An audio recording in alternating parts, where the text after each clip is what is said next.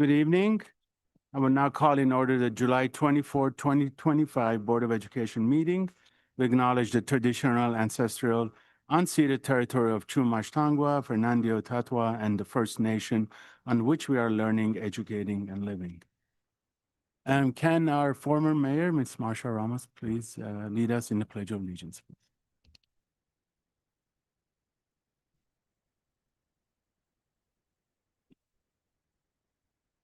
Ready to begin. I pledge allegiance to the flag of the United States of America and to the republic for which it stands, one nation, under God, indivisible, with liberty and justice for all.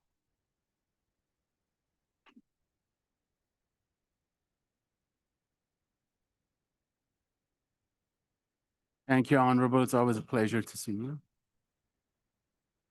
Ms. Quintero, please take the roll call at this time. Member Cano. Member Tabit. Member Tabit is absent today. Clerk Weisberg. Present. Vice President Ponser Kamkar. Vice President Ponser Kamkar is absent today. And President Aga Kanian. Present. We have 3 members. We have quorum. Moving to the next item. Reporting on closed session. There's 2 items. First one was the Board of Education met in closed session and voted to approve the acceptance of the written determination and decision regarding employees number CL008025, CL008125, CL008225, and CL008325. The roll call was taken. The motion was made by Board Member Cano, seconded by Dr. Weisberg, and the ayes were myself, Ms. Cano, and Dr. Weisberg. Also in closed session, the board appointed Acting Superintendent Dr. Oscar Macias as the district interim superintendent effective July 1st. The board vote was Dr. Weisberg, aye, Board Member Cano, aye, and myself, aye. An interim superintendent employment contract was posted on Monday, July 21st with this meeting's agenda and will consider it for approval later tonight as part of the open session agenda. In terms of adjustments to the agenda, we pull items.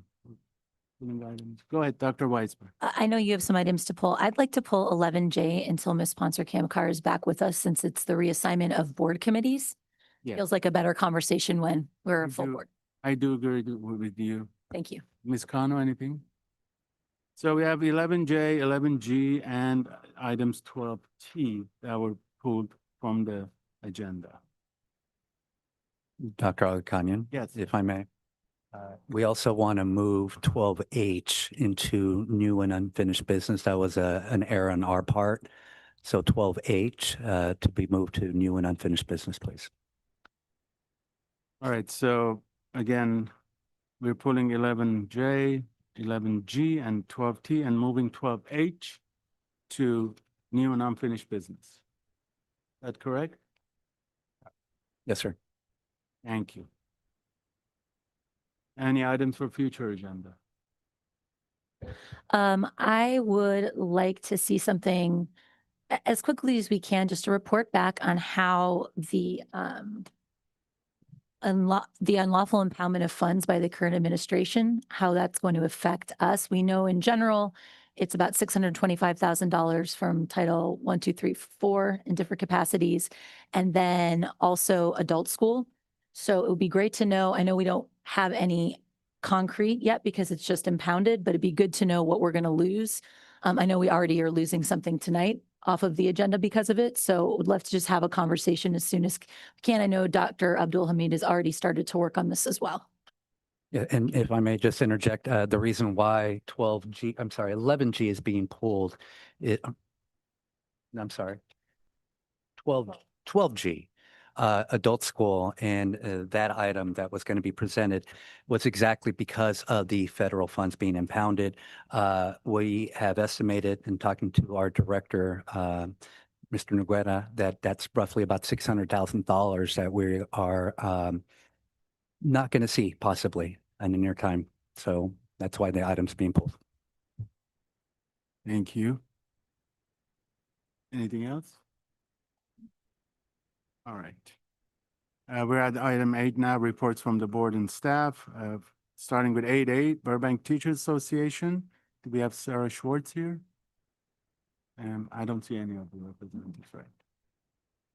All right, we don't have any of our BTA, CSE, or BASA representatives reporting tonight. 18B, reports from our acting superintendent. Thank you, Board President Dr. Aghakamyan. Just real quickly, wanted to make sure that our community was aware once again that we do start school on a Wednesday, August 13th. I did put out Superintendent's Update Summer Newsletter, which is something also I wanted to make sure to heavily emphasize. That is something that will be ongoing and reoccurring as a form of communication with our community members.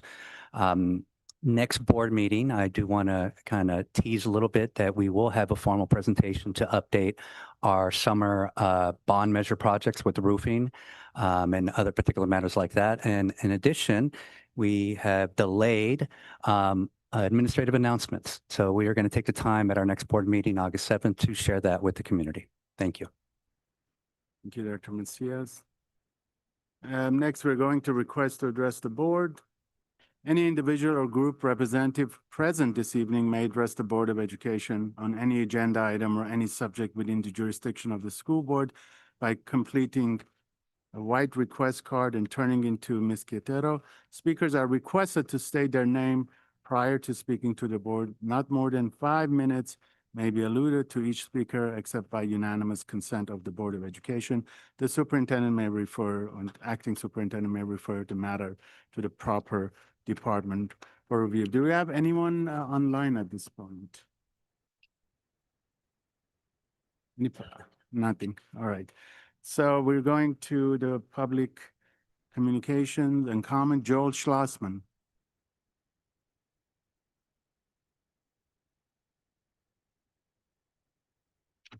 Good evening again, everybody.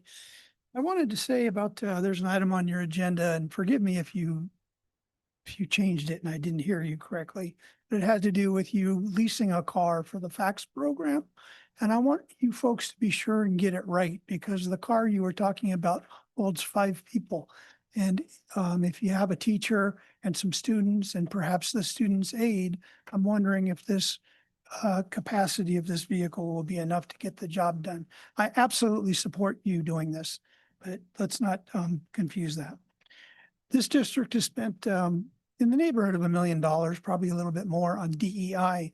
I would like to hear how that money was spent, maybe a report, and what we're getting for our money, because I think it would be good to know where all that money's been going and what we're getting for it. I used, of course, some coarse language at the last meeting, and Ms. Weisberg took exception. But Ms. Weisberg, I've read your emails from time to time, and you yourself have used 4-letter words yourself. I also want to say, Ms. Weisberg, that I listened to your comments, and I admit that I need 2 hearing aids, but I've heard you criticize the president, and it doesn't sit well with me. Of course, I respect your opinion, and you can do that over here, but from the podium, it doesn't sit well with me from a position of authority. And then the other thing you do up there is you criticize law enforcement. And that doesn't sit well with me either, because here in California, our local and our state have really not done a good job of enforcing laws. And the feds have come in and started to do that. And you voiced your opposition against it. And the point of criticizing law enforcement and picking which laws to enforce never sits well with me. So I asked the city about public records in your address over there on, I asked them to search 2 words, Weisberg and Greenland. And there were 7 calls for service. And I'm not going to talk about the calls. Ma'am, this is public records, and you've criticized law enforcement. So the point of this is to contrast. On one side, you're criticizing law enforcement, and on the other side, you're calling for help. It's your respect. It's your right. I respect it. your right to call. We all call from time to time, but there's 7 calls. So, with that being said, please do a good job for our kids. Please put our kids first. What you're doing here is not sustainable with your budget. Ms. Weisberg talked about using money, that the more money you spend, the better job you get with regards to the bond money. And that's just not true. It's just not true. You've said it over and over, your preference for union contracts. And there's plenty of diversification, people that are family-owned businesses that are capable of doing a good job. And it's just not always true. The more you spend, the more you get. Look at our last superintendent, for example. Thank you. Sorry. Next, we have Rebecca Bersham.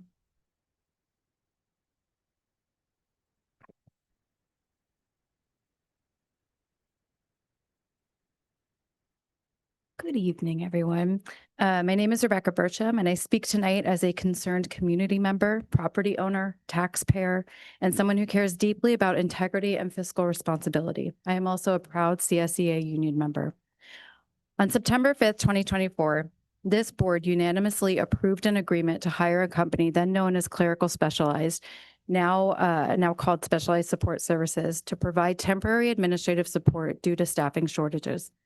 The staff report submitted by Assistant Superintendent Sarah Rodchenko noted that this vendor would help keep departments operational and handle day-to-day clerical tasks. This very important work, clerical support, administrative assistance, handling daily office operations, is precisely what the CSEA bargaining unit members are hired and trained to do.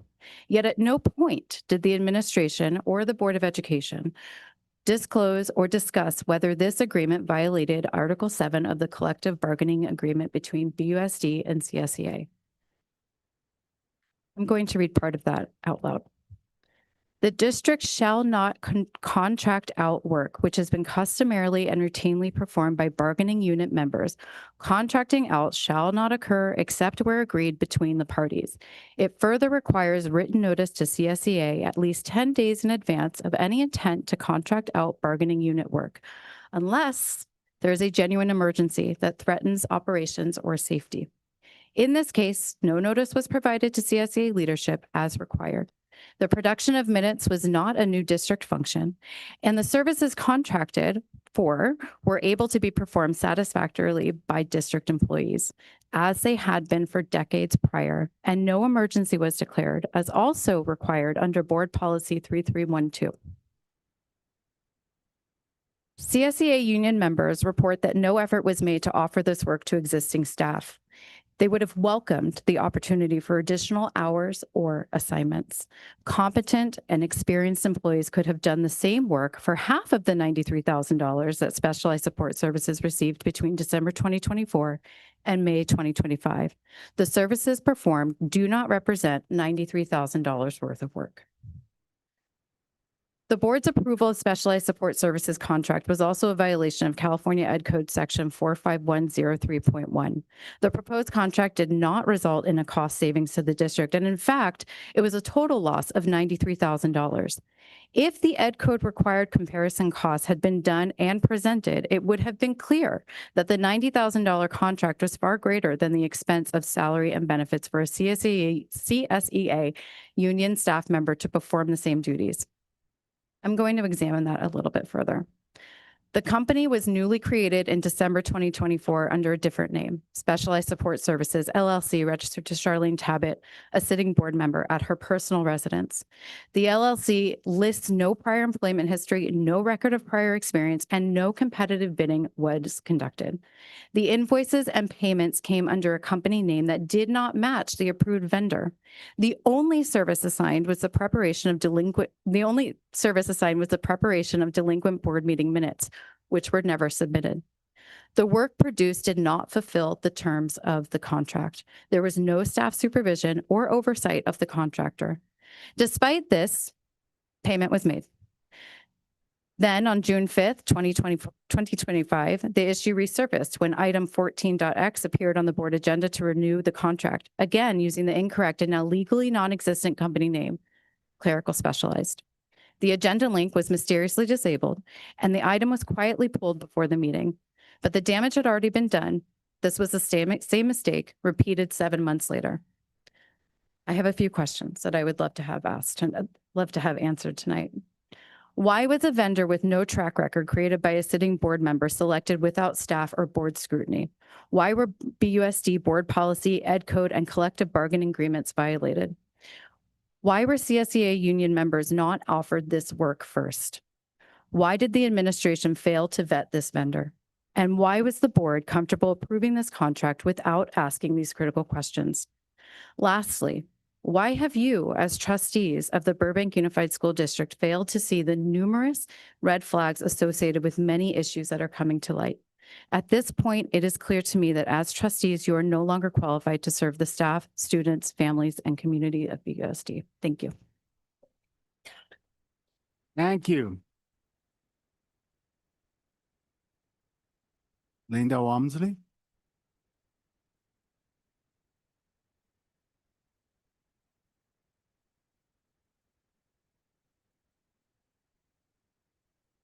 Good evening. My name is Linda Walmsley. I am a Burbank resident, homeowner, and retired teacher after spending 48 years in this wonderful district. I am here this evening to express my disappointment and disapproval of the job you are doing as trustees of the Burbank Unified School District. The community has legitimate and serious questions about your management strategies and the financial status of the district. Questions that need answers if you are to be trusted to oversee hundreds of millions of dollars of public money and the education of the youth of Burbank. Tonight, I am going to ask 2 questions about your management strategies. My first question is about the role of board clerk. California Education Code, Section 35145, requires that school boards keep complete and accurate minutes of their meetings. Your BUSD bylaw 9123 requires that the board clerk certify the actions taken by the board and maintain such records or reports as required by law. All of you as trustees, apart from Ms. Cano, have served as board clerk during your time in office. Inasmuch as state law requires the board to keep minutes of the meetings and your bylaws assign that duty to the clerk, how do you explain the fact that you did not ensure that current and accurate board minutes were kept and approved as required by law? My second question is about the processes used to write contracts. Students in this district are required to use the MLA format on their writing assignments. Teachers and other staff are required to complete forms like report cards and IEPs using proper sentence structure and completing all parts of the forms. Parents must fill out enrollment papers, field trip permits, and emergency contact information by completing all parts legibly to assure that it is acceptable. Yet you, the trustees of the district, have accepted and voted on contracts that are incomplete and done in a manner that can best be described as messy. Missing items like hourly rates, scope of work, etc., would never be accepted by a teacher if these were assignments turned in for grading. Again, as trustees, is the community to understand that this is standard procedure for the elected representatives, but not for everyone else? I hope you will consider these and the many other questions and concerns your constituency has as it relates to the job you took and swore an oath to fulfill. If you are unable to do these things, perhaps you should consider resigning. Thank you. Thank you. Next, we have Jeff Vanderburg.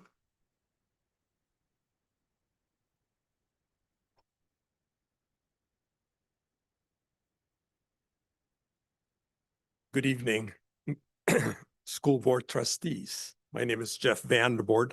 I'm here to express my disappointment, as others have already started to express, of your overseeing the management and financial accountability of our district. The more I watch videos of your meetings, review your agendas, read the reports and your backup documents, and watch you, the more concerned and angrier I become. Trustees That is what you were elected to be, the trustees over all that which is entrusted to you. Over $200 million of public funds every year, and now nearly $500 million in bond funds. Most importantly, you are the trustees for the educational system for the children in our community. We're in the middle of a scandal. So far, the superintendent, Paramo, who you hired, has resigned, and you have censured board member Tabbitt, who continues to be on the board. By your own admission, and those of Mr. Cantwell and Dr. Macias, trust in the district has been breached. You have told us how angry you are and that it is your responsibility to rebuild the trust. You committed to rebuilding it and to being transparent. You promptly hired an independent third party to do a thorough and impartial review, the Sobel Group.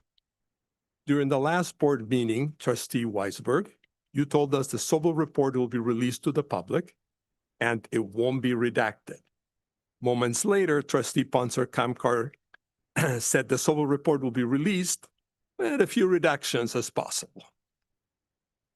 And so the political word salad of obfuscation begins. She also noted that additional accusations were coming to light. Dr. Agakanian, you said you echoed what had been said. I'm not quite sure which side, the unredacted or the partially redacted report. But are you really being transparent or just buying time, hoping this blows away? All of you are aware of the terms and conditions of the Sobel contract. You arranged for the contract to be made through your attorneys. The contract states, and I quote, "The investigator agrees that it shall not disclose any information or evidence obtained in the course of the investigation to anyone other than the firm, your attorneys." It goes on to say, specifically, the investigator agrees that it shall not disclose or disseminate its findings, evidence gather, or its investigation report to the district. That's you. Why? Why would this board undertake an investigation to be conducted under the legal cover of a client-attorney relationship privilege? Quite frankly, it appears to be an effort to sweep the truth under the proverbial legal rug to protect the board and Mr. Cantwell, the people in charge of this mess. You asked to be elected for this job. You knew it is a hard job. Each one of you told us that you were prepared, that you were the best one to do this. Clearly, you're not up to the task. You cannot blame repeated mistakes on high staff turnover, which we've had for years. You hired Superintendent Paramo, and for 2 years, under your direct oversight, he did nothing to change the toxic culture that accelerated the loss of employees with years of knowledge and historical experience. You were elected to ask difficult questions and to do so at public meetings, not behind closed doors. Please stop telling us how you go over everything on the agenda with a fine-tooth comb and how you ask questions about the Tabbitt Brian Weiss contract when the opposite is what we can see. You approved their contract and purchase order without a single question asked. Frankly, none of you have proven capable of stewards of our children's education. You need to acknowledge your part in this embarrassing scandal and the deep endemic problems we're facing. I'm not alone when I say you need to look in the mirror. You need to step down. Dr. Macias, you have a mess in your hands. Good luck to you, sir. Next, we have Marcia Ramos. Marcia Ramos. Sorry. Good evening, President Agakanian and members of the board. I'm Marcia Ramos. Among other important issues, you have the Family Service Agency of Burbank contracts on your agenda this evening. I hope that tonight is not a repeat of the May 15th meeting where you reviewed the Hanover report with the misrepresentations and missing facts about the 23-year partnership with Family Service Agency of Burbank. I was dissatisfied and disappointed in the leadership by the previous superintendent and this board. I read everything and I listened intently to every word. I believe the scope of the report was intentionally narrow. FSA and the City of Burbank entered into the work with students and the Burbank Unified School District as a partnership, not a vendor in the traditional sense. Let me remind you that the city contributes financially and substantially to the well-being of the Burbank Unified School District students. This was an incredible contribution and investment in the future of our youth. Look at the value of the cost of service. Look at the numbers. I do trust the work, and the partnership with the city will continue with FSA as the needs are greater than ever. And I thank the city leaders for the continued commitment. I am grateful that FSA has offered to continue to provide vital mental health services as you transition to other vendors in the coming years, as stated in the report. I implore you to vote affirmatively and without hesitation this evening on the contracts before you. And finally, I suggest you all pay attention to all of us and the details of your fiduciary responsibilities. Many of us who may not be here are paying attention to you. And to all, good evening. Next, thank you. Next, we have Tara, is it Vaget? Did I say? Vag, sorry. Thank you.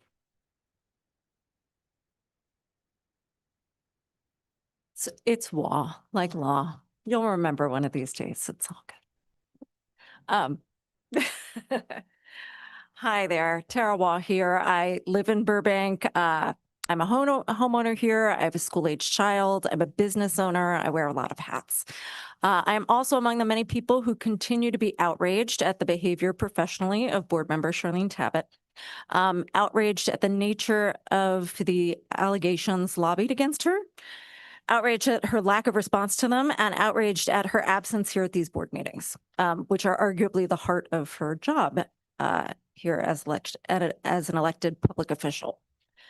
As a rational and fair-minded citizen, I've been trying to give Ms. Tabbitt the benefit of the doubt, but I think like many of us, I am rapidly losing patience. Whether or not Ms. Tabbitt committed a criminal offense is not the issue here. Like every citizen in the United States, on that issue, she deserves to be presumed innocent until proven guilty in a court of law. We are not talking about whether or not she committed a crime. We are talking about whether she can and will resign from this job, a job that is a privilege and not a right. Ms. Tabbitt's clear violation of ethics, that she allowed a contract in which she was financially invested to come before the board without disclosing her conflict of interest, and the fact that she did not recuse herself from that vote, these are facts. And these alone are enough. These show she is compromised and able to separate her own personal interests from those of the community and should resign. That we have not publicly or privately heard from her in any capacity about this is outrageous. Her lack of accountability to her constituency is not only shameful, but in any other member of the school community, if she were a parent, an administrator, a member of custodial staff, a nurse, a resource teacher, a paraeducator, she would have been held accountable and disciplined and likely fired. That she has remained ostensibly in our employment is on us, the constituents. So I am here publicly today as a parent and member of the community to ask her one more time to please consider resigning and doing so in a timely fashion so that this community can start to heal before the school year. I am but a single voice, but I don't think I'm alone. And I am here tonight to commit myself to the effort to escalate this in a very public way and to hold Charlene Tabbitt accountable. I pledge to start a recall campaign if there is no formal resignation tendered by the time of the next board meeting on August 7th, 2025. We, the community, need to step up if she does not show, and show that we are willing to hold our leadership accountable in a public way so that we can move on. Am I aware that this will take a long time? Yes. Am I aware of the great expense of a recall election at a time when funds are tight? Yes. Am I aware that practically this might not have a large impact on who actually sits on the dais? Yes. But am I willing to sit this out? No, because this is our chance to show our community and our kids that if you do something really wrong and you're in a leadership position, we are not going to let you walk just because it's hard. We can't possibly let this opportunity pass us by.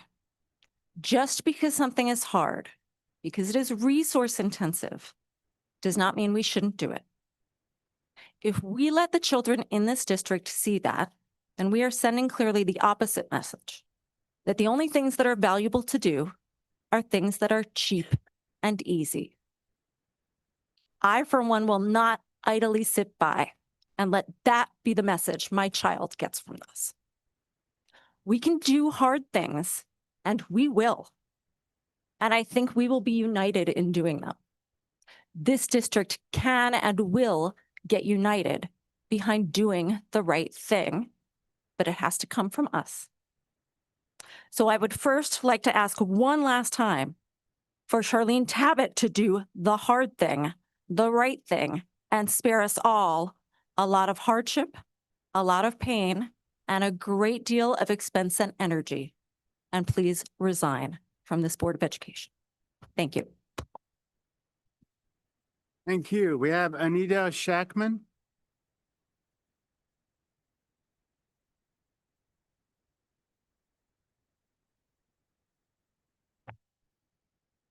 Good evening.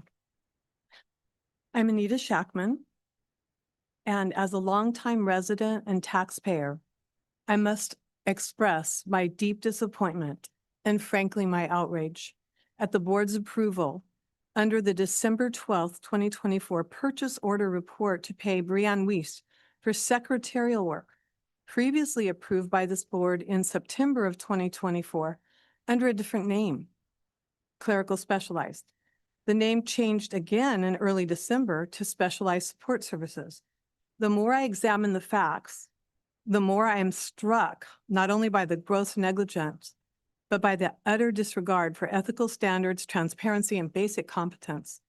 Ms. Cano, you've spoken in public meetings about your personal friendship with Charlene Tabbitt and your shared family ties through National Charity League. Yet just hours into your first meeting as a board member on December 12th, you voted to approve a $90,000 purchase order for Brianne Weiss, Ms. Tabbitt's daughter, without disclosing that relationship to the public. This wasn't a minor line item. It was the third largest on the purchase order list. I have copies of this December 12th purchase order list to refresh your memory. You want to see them. Dr. Aghakhanian, as the second most senior board member serving since 2015, you carry a heightened responsibility to safeguard this district's integrity. You've had nearly a decade to develop the institutional knowledge, judgment, and vigilance required to spot irregularities like the $90,000 purchase order for your board colleague's daughter. Your silence and inaction speak volumes. Either you saw the red flags and ignored them, or you failed to see them at all. Neither reflects the oversight this community expects or deserves from someone in your position. Dr. Weisberg, you've repeatedly told the public how detailed your agenda reviews are, how nothing on the agenda comes as a surprise. If that is true, then this is worse than incompetence. It suggests willful ignorance or complicity. Either way, the trust has been broken. And I'm speaking to Ms. Ponter-Kamkar in absentia. In the June 11th board meeting, you state, and I quote, "You know, as Dr. Macias, I spent many sleepless nights since last Monday thinking through where were the other places that I could have asked more questions, because I know I remember asking questions about this agenda item when it came up, but I didn't ask enough, you know," end quote. But the board videos show that you didn't ask a single question during the September 5th, 2024 meeting where this contract was initially approved, or during the December 12th meeting. The record shows that during that same December meeting, over $1.2 million in contracts and purchase orders were passed in under 30 seconds without a single question from anyone on this board. And for those of you who claim not to know the name of Board Member Tabbitt's daughter, the entire project is suspect. Board Member Tabbitt's daughter was paid $93,000, $3,000 more than what you approved, and the work remains incomplete. Where were your questions about the project? Clearly, relying on staff to provide your answers does not let you off the hook from doing your own independent research. And how did these irregularities make it past the Assistant Superintendent of Business Services, the newly promoted Mr. Cantwell? This isn't a one-time oversight. It's part of a pattern of failure, fiduciary, ethical, and procedural. And what's worse, these are not hidden details. Ordinary citizens, parents, neighbors, volunteers are currently uncovering an alarming and shocking number of additional irregularities that will soon come to light. This group is combing through public records and archived board videos. If we can do it, why can't you?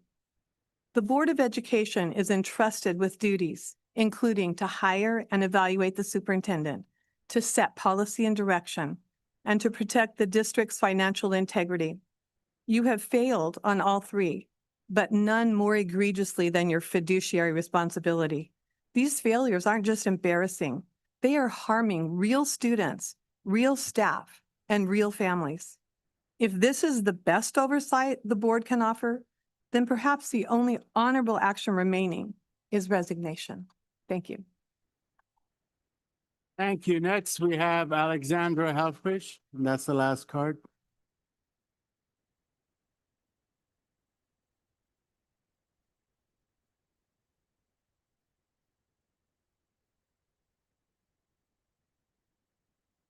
Good evening, board members, interim superintendent, Dr. Macias, and community members. I'm Alexandra Helfrich, a former BUSD parent, longtime fundraiser and donor to the district and local homeowner. I'm here tonight to formally question the appointment and promotion of Mr. Andrew Cantwell to the position of Chief Administrative Officer, a contract approved by the board on May 1st. Although the district and this board publicly stated that this was not a promotion and not a raise, the details of the contract tell a very different story. Mr. Cantwell's salary increased from $233,655 to $245,338 annually, an $11,683 raise. His annual work days decreased from 23 to 200, from 262 to 248.9, which raises his daily rate of pay from $891.81 to $985.68. He now receives 70.1 days off annually. That's 12 full weeks of leave, 3 months, while earning almost $100 more per day the days he actually shows up to work. That contract is both a promotion and a raise, and a reduction of days work, 3/4 time, or services to the district, no matter how it's been publicly described. Further, the contract includes language highly unusual in the public school sector, allowing for a performance-based stipend or bonus at a time when the district is grappling with serious financial strain, declining enrollment, and program cuts. Is this responsible or equitable? Please clarify. Do you mean to incentivize Mr. Cantwell to save money on students and reward him with taxpayer dollars specifically designated to educate children? On June 18th, a community member asked this board to delay Mr. Cantwell's July 1st promotion, pending the outcome of ongoing investigations, including one being conducted by a third-party investigator, the Sobel Group, and another by the Burbank Police Department. These investigations involve a contract with clerical services, now known as specialized support services, and other serious concerns, including how consultants are paid, including payment without detailed breakdowns of time worked or supervisor sign-off. The troubling consultant contracts in question occurred under the direct supervision of Mr. Cantwell. Equally concerning is the fact that he will be supervising the spending of a recent voter-approved $500 million bond. Is he really the right person for this position? And despite that public request and the gravity of ongoing investigations, the board, each of you, allowed the promotion, raise, and a multi-year contract to proceed as scheduled on July 1st. Well, sort of. Mr. Cantwell hasn't been seen at a board meeting since June 5th. That decision and his absence sends a troubling message about accountability and public trust. And other key questions remain unanswered. Why wasn't this position flown publicly to allow other qualified candidates, including experienced attorneys, to apply? Why was legal oversight assigned to someone who, although newly admitted to the California bar, has never actually practiced law? How many Title IX and uniform complaints has the district received in recent years to justify this newly configured legal role? From the information available, I see fewer than 5 filed last year.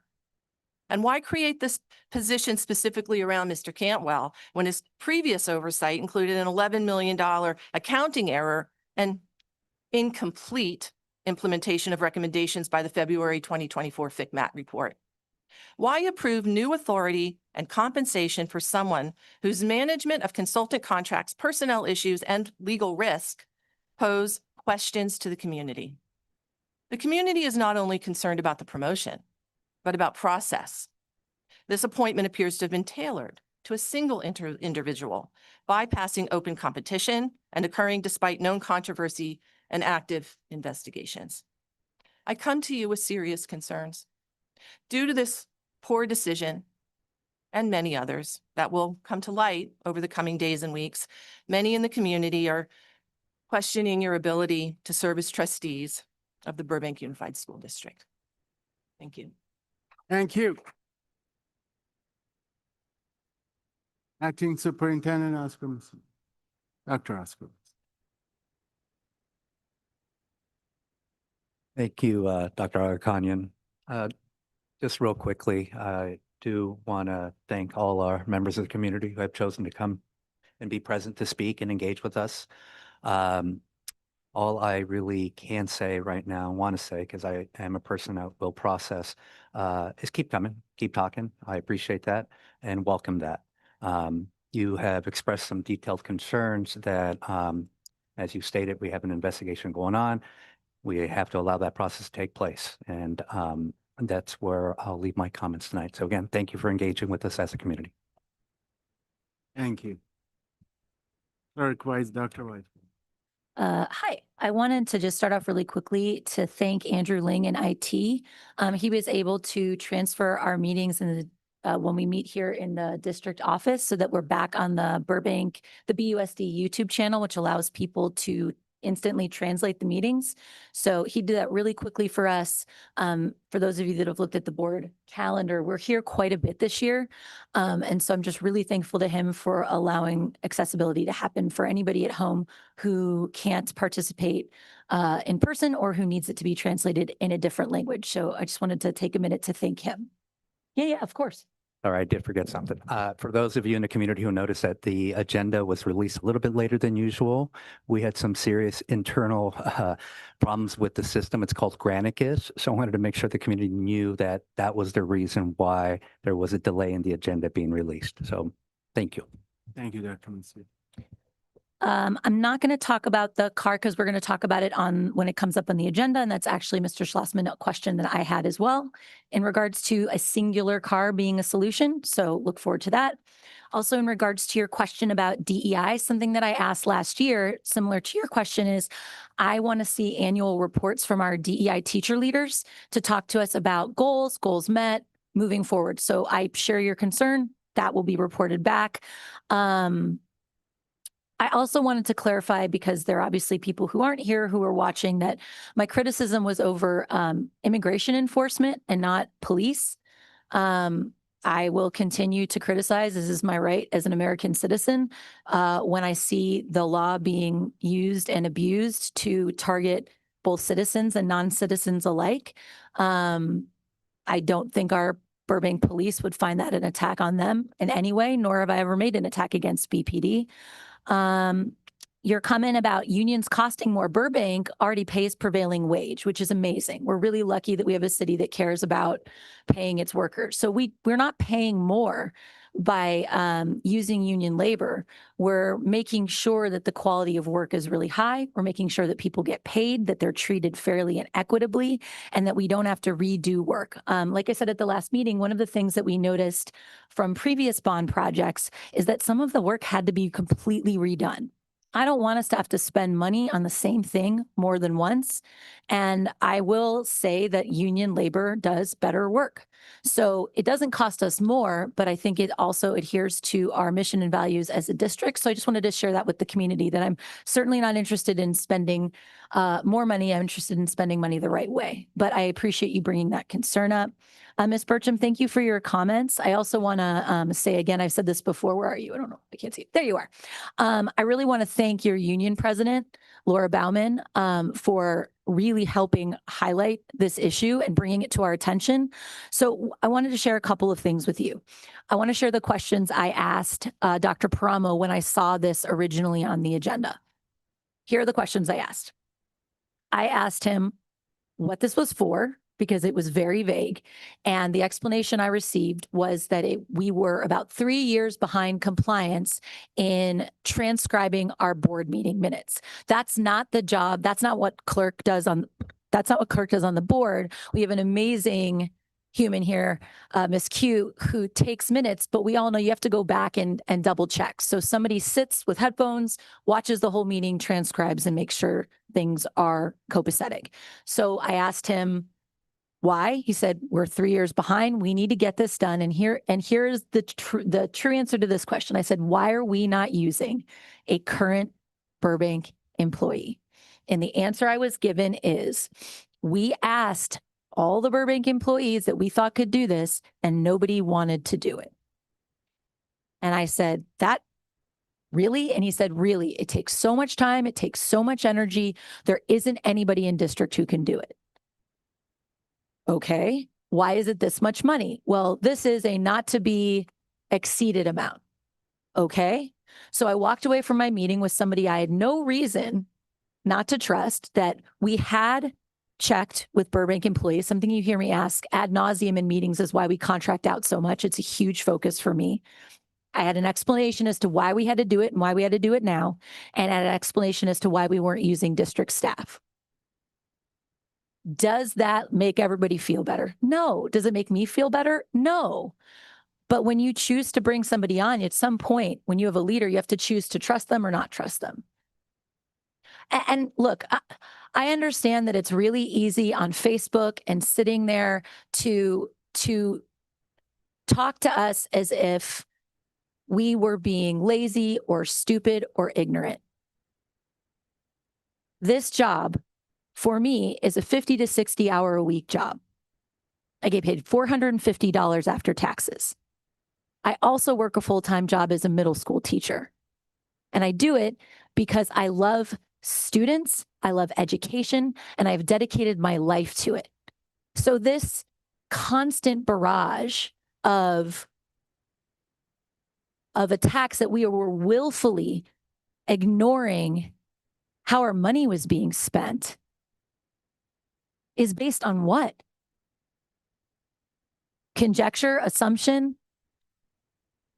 We have admitted, every one of us up here, that we were told things that weren't true.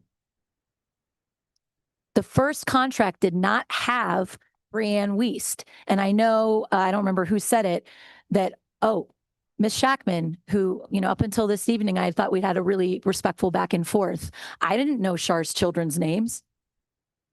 And even if I did know that her child was Brianne Wiest, that wasn't on the contract when I asked questions.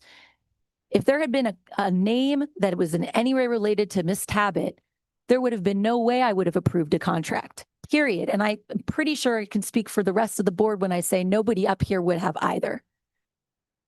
I don't know how to know the names of people. And this is the first time, once we've gotten more information, I thought, well, I guess I should have gone back and Googled every single company. You have to put faith in the people that you hire to do the job.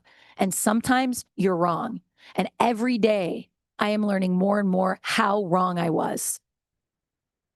But it's not because I didn't do the work. And there are a lot of you, Mr. Vanderborg and others, who feel really comfortable denigrating and maligning our work ethic and our intelligence. And you can shake your head no, but right. And it's real comfy for you to do that. Right. I don't know how that helps our students, helps our teachers, or helps our staff. We're a couple of weeks away from school. We are involved in 2 investigations, a third-party investigation and a criminal investigation. I'm not sure why that's funny. Having it back and forth.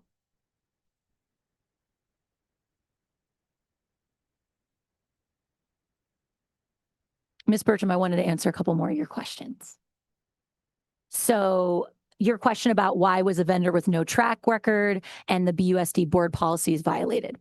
I can't answer the vendor with no track record. That's a mistake, right? There are many mistakes made. And one of the things that Dr. Abdul Hamid, I wish she was here tonight. She's doing some really amazing professional development, but she can speak at length to some of the new processes we put into place. She used an analogy with me. And again, like, I understand I'm in a room of people for whom nothing I say is going to be believed, and that's okay. But I also know there are other people listening. The analogy she uses, you can put 15 locks on a door. If somebody wants to break into the house, they're going to break into the house. We had policies and procedures in place. Were we done fulfilling everything that FCMAT asked us to do? No, it's a work in progress. Had we made huge strides? Absolutely. When someone chooses to circumvent the processes and procedures you have in place, when someone chooses to lie to you, when you ask very specific questions, I truly don't know how you fix that. We're putting more policies and procedures in place, unquestionably. Could somebody circumvent those? Probably. Then we put more policies and procedures in place. I'm looking for foolproof things. We all are. But I want you to know that the questions were asked. Your question about why were union members not offered this first? I had been told they were. And why did we feel comfortable approving this? It's a great question. I felt like I had gotten the answers to the questions. Had this made it to the June 5th agenda, when they were asking 6-7 months later for an additional 45,000, rest assured there would have been about 1 trillion more questions, because that's an obscene amount of money 6 months after you originally approved something. And I think somebody brought up the $3,000. As long as you're within 5%, you don't have to reapprove. So the $3,000 is within a normal range. That extra $45,000 was insane.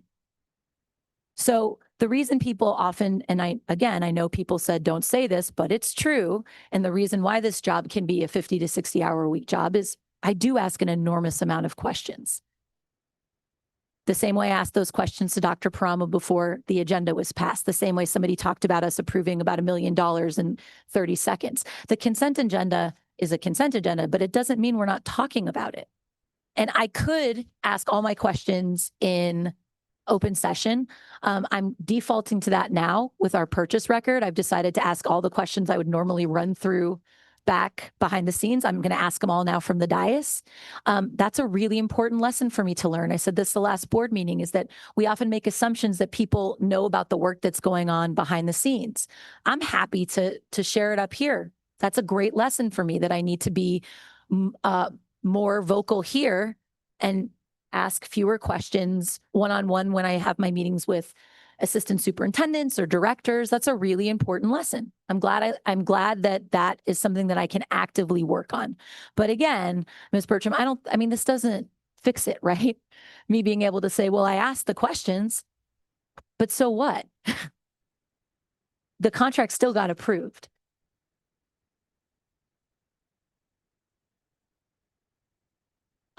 I appreciate you asking the questions that you asked. I appreciate you looking for answers. And I also appreciate that most of the answers that I'm giving you are not satisfying.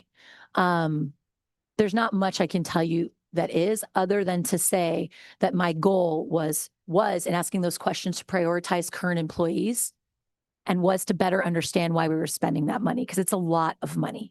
To your point, we definitely wouldn't have needed to have spent that much money if we had used a BUSD employee.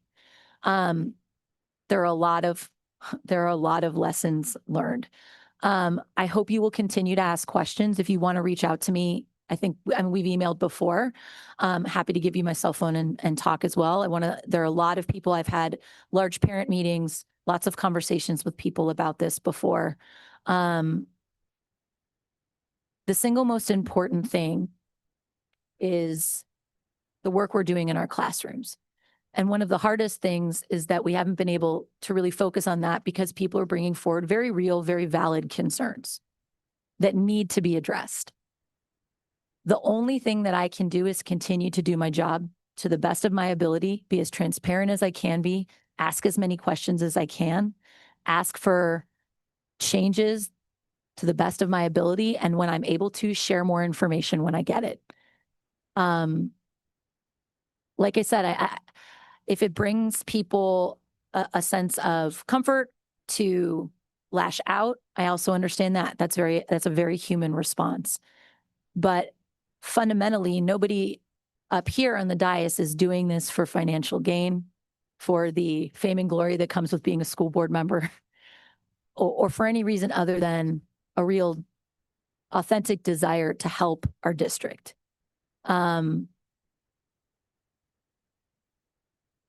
But moving forward,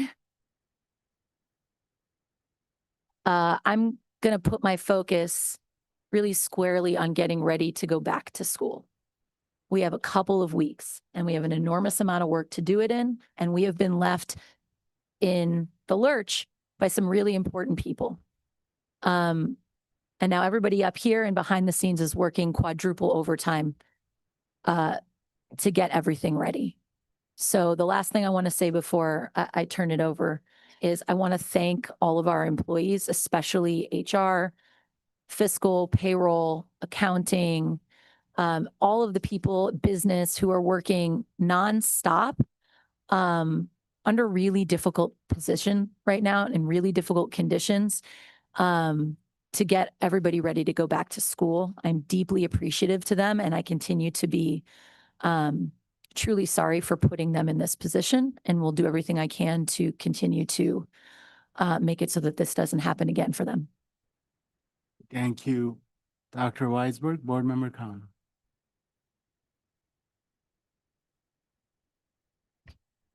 Okay. Mr. Schlossman, yes, same question that I had in terms of was the size of the car. And I was interested that at the end it said the ability of us to actually buy it after, I guess, the 5 years are up. So I was like, is it something that's going to be viable that we'll be able to do? Ms. Bertram, I did have a question because remember, I wasn't here in September when all this went down. And then to, in response to Ms. Helfrich, yes, I had met with Dr. Paramo. That was my second meeting when the vote was done. And so when I talked, we'd have a meeting, we board members, we meet with the superintendent and we go through everything on the agendas. And so when I'd asked about those, I was told that same thing, that basically other people had not wanted it. But I was questioning, did CSEA complain in September when they saw that go through? Oh, okay, sorry. Okay, but okay, that's just a question. I was like, did they complain at all about that? Because if all of a sudden I'm a, MUSD employee, if somebody said, we're going to have somebody else teach your class, it would have been,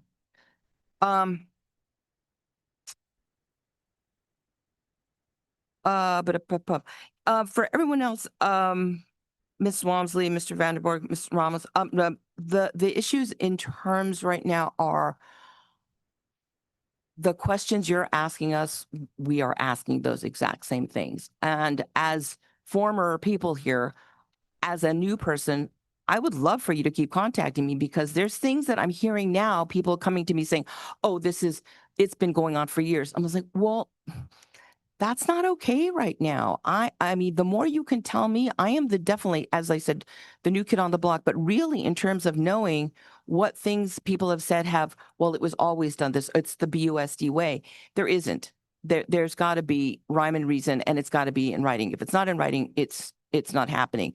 And if people are seeing things, inconsistencies, because I'll be honest with you, I go to the meetings and we're up there at the city hall, and there's basically us and no one in the audience. And so that issue of, if you're at home, please call in, question those things, ask those things. Because for me, as a new person, I'm finding my way through this and understanding things that I thought that I knew about Burbank, things that I thought I knew about our past superintendent, things that I'm finding were not exactly what they seem to be. So again, everything I take, obviously I don't take everything at, face value, but it's just kind of giving me that understanding. People have been telling me things, and I've taken everything into consideration. Mr. Ramos, yeah, FSA, yeah, the Hanover report, I didn't quite understand, it was just new, interesting. I think the idea that something that we've had a long relationship with we should always, like as a teacher, I'm always questioning my practice. I'm always looking at my scores. Every year I still do that. I don't rely on just, oh, well, I know. So that issue of, I think, if there were things that came up and we questioned them, that's not to say that they are wrong. And it's not to say that that I'm taking that at face value. It's like, that's what they said. So for me, it just kind of stimulated some questions like, well, how are we? And there was a lot of answers that came pretty quickly on that made things much more understandable. Ms. Wap, kudos to you. Yeah, you're taking on, it's hard. You're right. And I think it's exactly right. And I do commend you that this idea that, I think I want to see your chutzpah happen in this whole country right now. That if things are wrong, we have got to speak up, and we've got to take the bull by the horns, and we've got to sometimes do the stuff that's hard. And that is definitely what we want our children to see. So yeah. Yeah, I don't know. There's certain things in terms of Ms. Helford, you had some really good points there. And the points you were making were the points that I actually did know that I asked. And as I said, sometimes things that were being told to us were not always as they really were. So, and then there's other considerations that I think people are saying sometimes in terms of just the legalities of stuff, in terms of people that once like a contract, if it's been, offered and a board approves it, can you just rescind it? It's just not that easy to do without, I think one of the big things we're constantly thinking about is the money, which is going to be cheaper, to stay this or to try to get out of things sometimes. Sometimes even with employee things, it might be cheaper in the long run for us to maybe make pay a week's salary or month's salary than to actually have to go through all the costs for litigation. So I think there's just so many different things we're looking at, but believe me, everything that you said, we're looking at. And yeah, if I could just, like I say, the more I hear from you, don't say I can't trust everyone, because I'm still learning who everyone is. So the more people give me, well, I don't distrust everyone.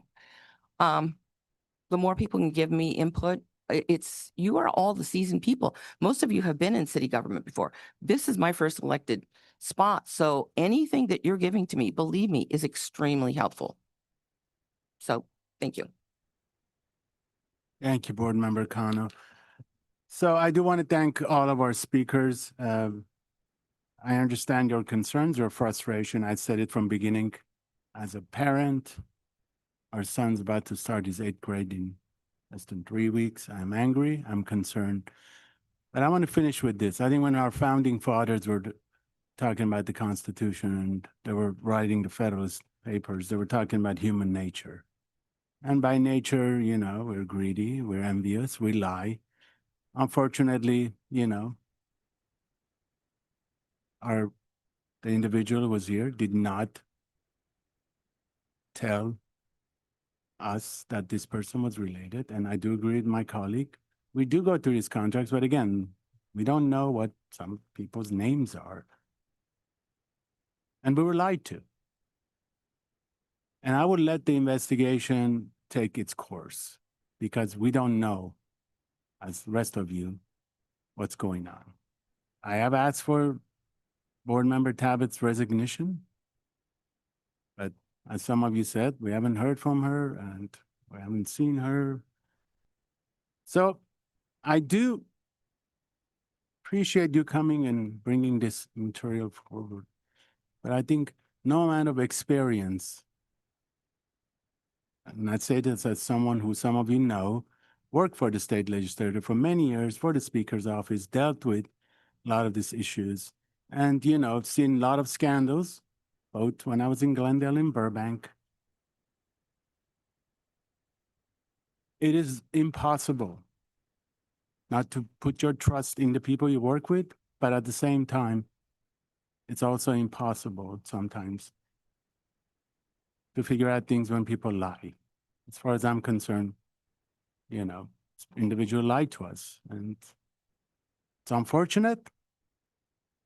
Again, I would let the investigation take its course. This person has the right. And what I will ask you is be patient. You just saw what's happening with our budget, with the cuts. We have a difficult road ahead of us. And for sake of our children, please come forward and ask the question, but at the same time, remember, more than ever, we need this community to be united for the future of our children.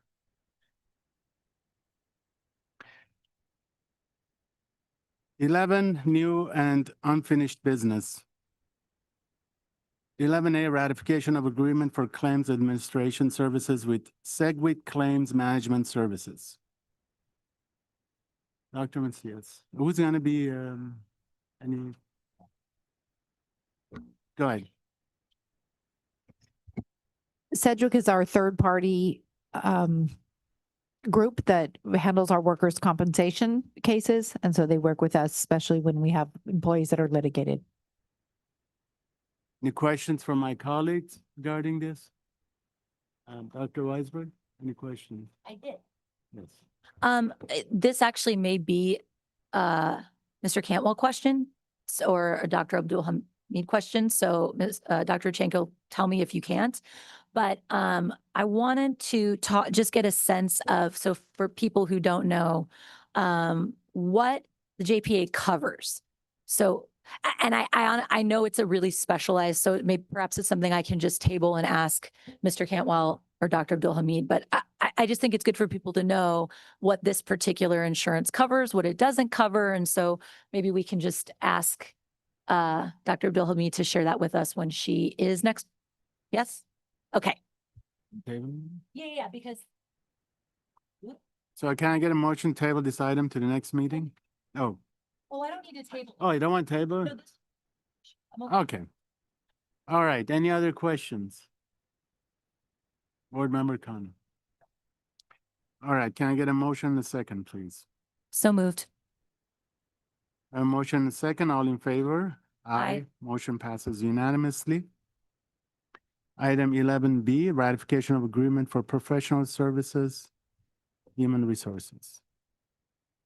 Dr. Ochenko. Yes, this agreement is with Sign Up Interpreting Services. You've seen them come before the board before for our special education students.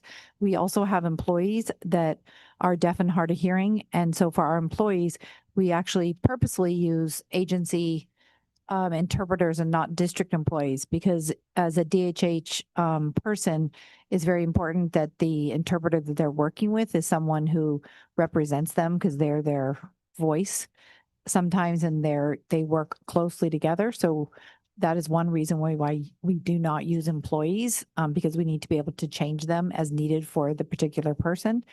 Again, these various employees need, sometimes some of them have full-time interpreters, some of them work with our students and they just need interpreting when there's large groups or meetings. So we use Sign Up in order to support our students as part of reasonable accommodations.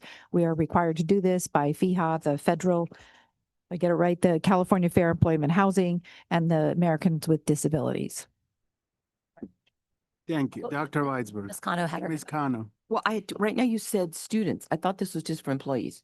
This is for employees, but I wanted to acknowledge that you saw last meeting, I think it was the last meeting or the meeting before, we had a similar, we use Sign Up also for students. This contract here is just for our employees. Okay, so the questions I had then were, how much do they charge per hour?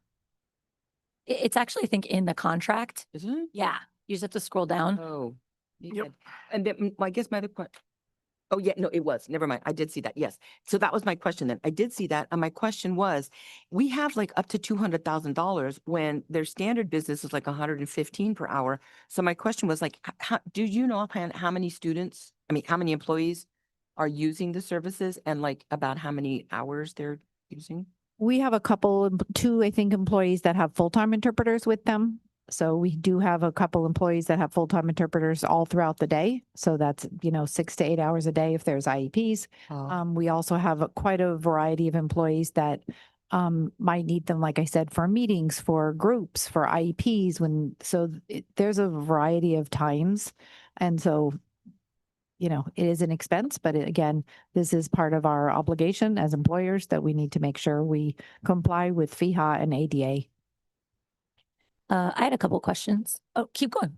My other question is this like the going rate for interpreters?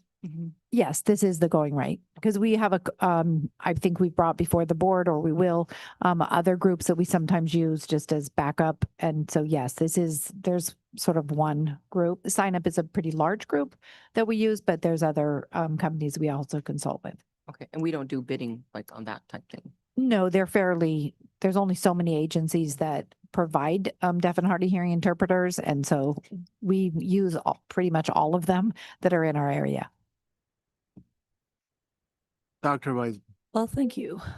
Two questions. Question one, for the interpreters that are with employees, like I know our teacher at Burbank High. Anyway, are those positions that we could consider making BUSD positions if they are with one teacher for a full school day, 5 days a week? Is that something that we could look into pursuing? Yeah, we have had interpreters that are, so yes, it is. But as I stated, generally, we do make sure for employees, in particular, because of the ADA and the FEHA requirements, we need to make sure that the interpreter that they have is someone that we could swap out. If it's an employee, then we would have to lay that employee off. We would have to, if the interpreter that they were working with wasn't sort of showing their voice and making sure that the meaning was the relationship between the two, because it is their sort of their ears and this person they rely on, to complete their jobs competently.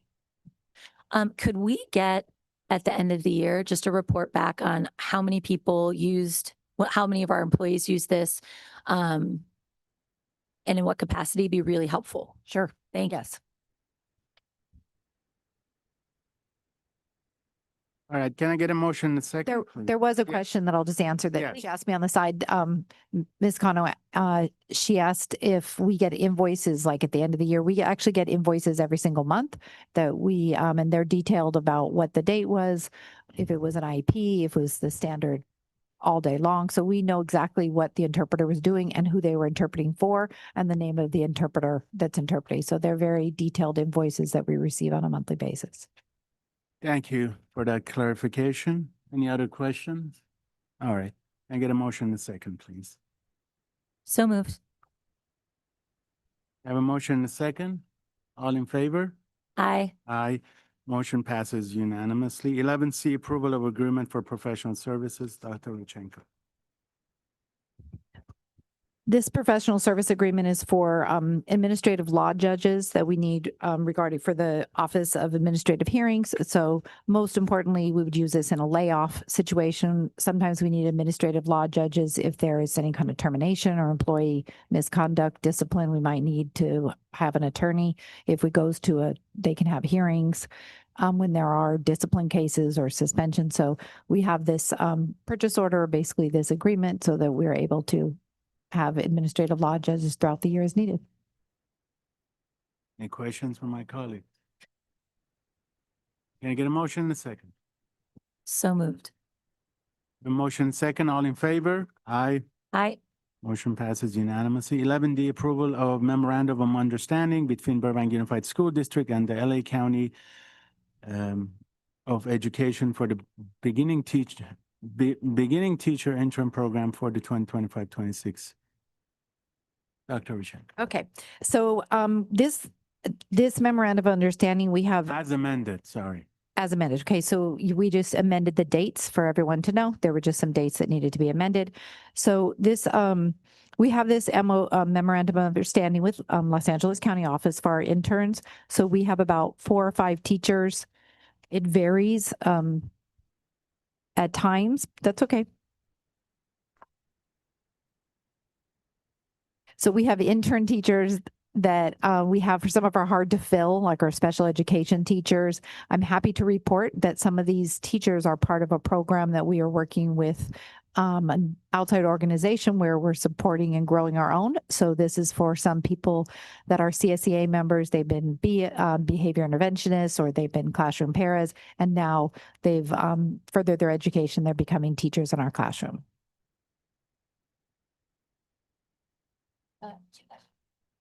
Okay, 2 questions. One, the fiscal impact, one of my questions you already answered by the amendment. Could we get just an update at some point about the number of interns that we do end up hiring? Yes. Great. My other question was, along with that, I think it'd just be great to, at the end of the year, whenever it feels appropriate, to hear some more about the growth of the program. You mentioned when we were speaking about this earlier that it's expanded. This is really exciting. This is what we want. We want people to train and then stay with us in Burbank and grow with the district. So I'd love to hear about the program growth at the end of the year. I would love to do that. Thank you. Thank you. Any other questions for my colleagues? Okay, you have a question? Oh, you did? Oh. Thank you. Can I get a motion in a second, please? So moved. I have a motion and a second. All in favor? Aye. Aye. Motion passes unanimously. 11E, approval of agreement with Family Service Agency of Burbank to provide school-based counseling service. Dr. Knappich. So this is a contract with Family Services Agency of Burbank. And it is for students who are in our elementary schools, our middle schools, our high schools, and in our alternative schools and in adult education. So it's for the entire school year through June 30, 2026. It's for $131,500 for 6,000 units of care. And within the contract, there are benchmarks that we get information from Family Services Agency as to how many students are being served. Any questions for my colleague? Dr. Weisberg. Ms. Kano, you can go. I have like 11,000 questions. Okay. So I did want to start off by saying, I think there's been a really serious characterization of the way we talked about this. At no point did we say we were canceling contracts with school-based counseling or with special ed. At no point. So that was either something somebody conveyed intentionally incorrectly, but at no point our entire conversation was about care centers. And it's been difficult to hear that being mischaracterized. I appreciate that FSA board members came today. Ms. Ramos came and spoke in defense. That's wonderful. I think it's important to remind our community, and I'm sure Ms. Blake knows this, that our #1 priority is the mental health of our students and making sure that the right programs are in our district. So any kind of feedback or criticism is in that spirit and in no other way intended. So there was no discussion about us eliminating our school-based counseling. I think it's been going really, really well. I have some questions that I think I'm going to ask you two. Some of them are just clarifying questions.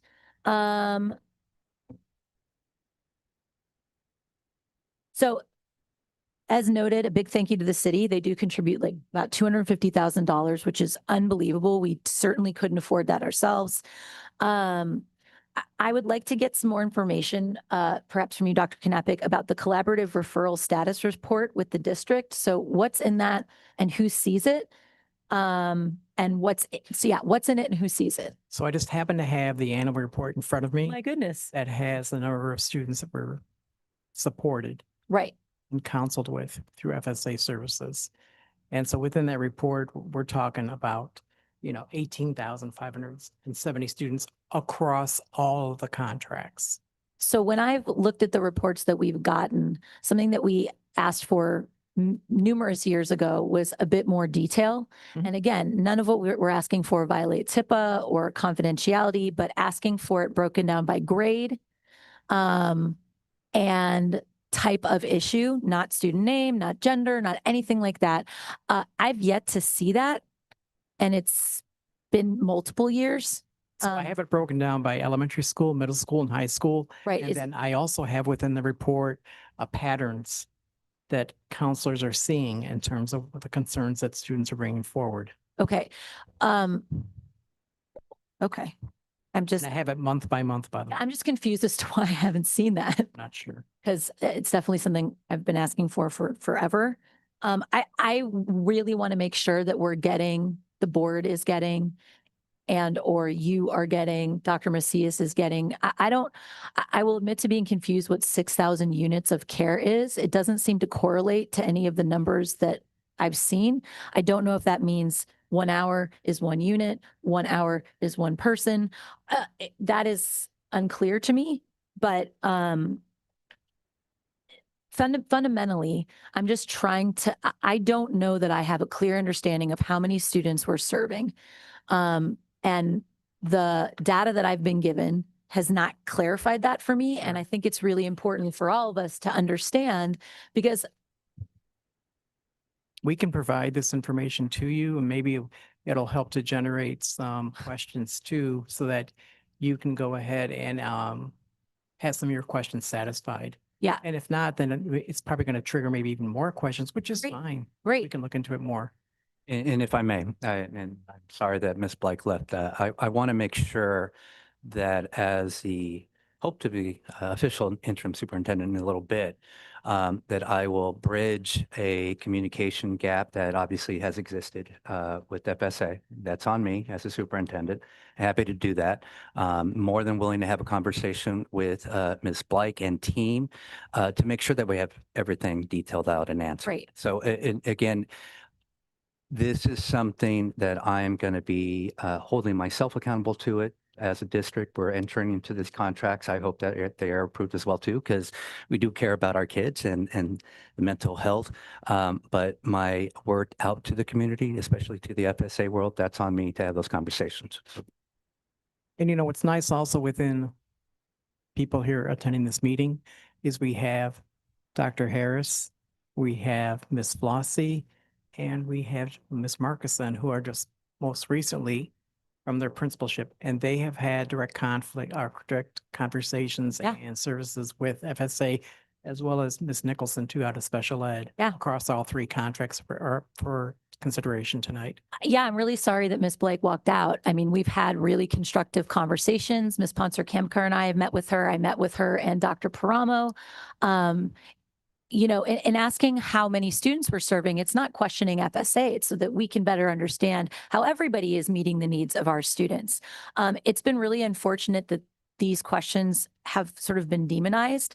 I think we need to be asking these questions. And one of the things I would also like to talk about with Ms. Blake when you sit down with her, Dr. Macias, is how are we communicating with our school site psychs? Because I know that there's sometimes like really great collaboration, but it really depends on the school site.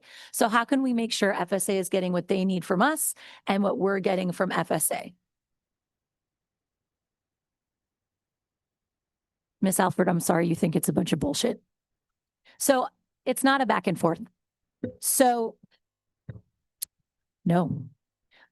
So that would be helpful. It is painful. It's painful for all of us because all we're trying to do is serve our kids, Miss Blake, and it's turned into something that didn't need to be. We're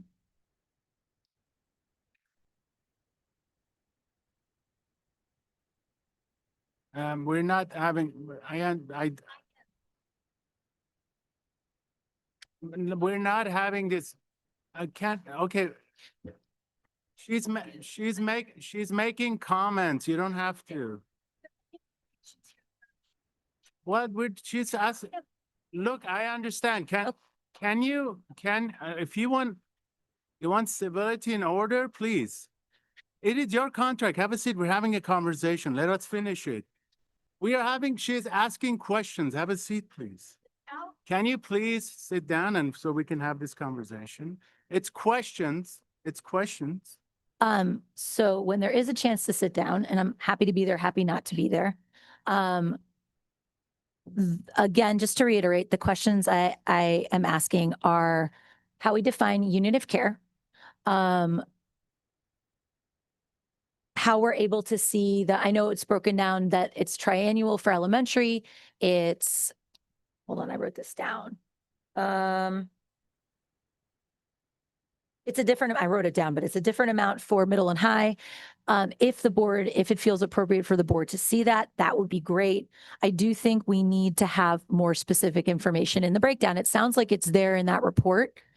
So if it's there, I just need to be able to have access to it, but have not received it.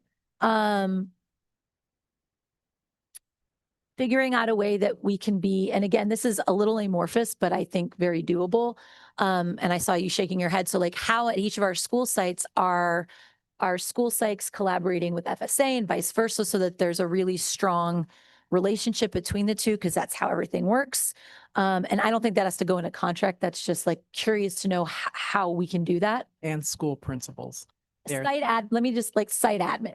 Absolutely. I think that's definitely been a point of concern for everybody, FSA and for site admin. So it'd be good to get some clarity there and to see if there are things we can be doing on our end to make it better. I also wanted to know if we could, and I don't think this is a contract thing. I know there have been issues with allocation of space, where obviously FSA needs confidential space to have their meetings. That should happen. But how are we making sure that that also doesn't infringe on site admin's need of space? So making sure they have the space they need when they need to meet with students. So just sort of hammering that out. And again, that doesn't need to be in the contract, but it's a delicate dance. It is. And if there's a way for us to like do that dance before the year starts, obviously stuff comes up. Absolutely. But just so that everyone can feel secure, FSA can feel secure that they have the space they need, our site admin feels secure that they have the space they need. I'm just trying to competing priorities. Well, I think that they're equally important, right? Exactly. And so how we make sure that, and we also have an acknowledged limited amount of space. So I think for me, it's sort of trying to look at the things that people have brought up as issues and address them. Because again, like going back to what I said earlier, our school-based counseling has been really successful. And so these are the issues that I've heard, and I would love us to address to create even a smoother runway for that. Hold on one second.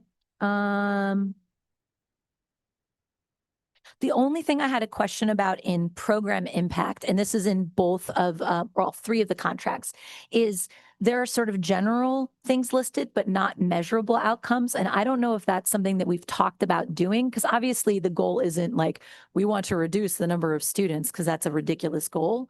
But are there sort of measurable outcomes that FSA is looking to reach, that they've been in college? It'd be interesting to know for me, because there wasn't on the contracts. And again, this may be more conversation than contractual. The only thing I want to make sure that is either included in the contract or is just, again, that we're getting that regular reporting that's as detailed as we need. And again, to explain part of why we want to do that is if we need to start to reallocate, not away from FSA, but if we're seeing, let's say, a huge uptick in students with suicidal ideation, then we probably need to look at where we're allocating funds and see where else we can put it. So the goal is not like a checky-uppy type thing, but rather to know if we're using the money the right way, if FSA needs more for A, B, or C, or if we need to be. So right now it feels like, I will just speak personally, I want to know more of the details in order to make sure that we are doing right by all of the students that we're serving and that we shouldn't be moving things around. And again, this isn't about moving it away from FSA, but examining what they're seeing in our students. That's all I have for 11E. Board Member Kano. All right. Any other questions? Thank you, thank you, Dr. Knappich. So we are on, 11, no, I know, 11E. 11, sorry. So can I get a motion and a second, please? So moved. You have a motion and a second. All in favor? Aye. Motion passes unanimously. 11F, approval of agreement with Family Service Agency of Burbank to provide high school students care centers. Dr. Knapp. And so this contract is again with the Burbank Family Services Agency, and it is for the healthcare, the student centers over at the two high schools.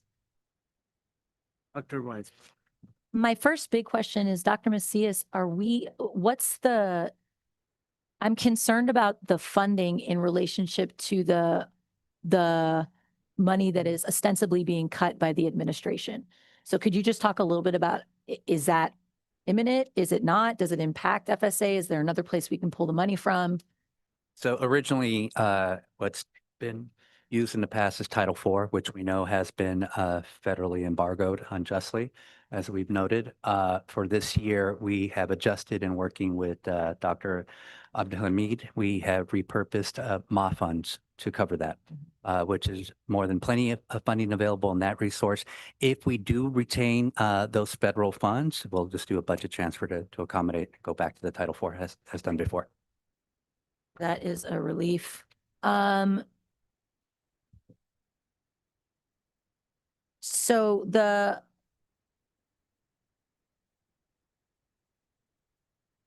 I wrote a note and I don't know what it means, but I think that we've talked about it when we had the report, and I totally respect and understand that that was a difficult thing to listen to, because it wasn't a conversation. It was sort of making a report about something you've invested your whole career into, not being able to respond. So I can only imagine how difficult that was.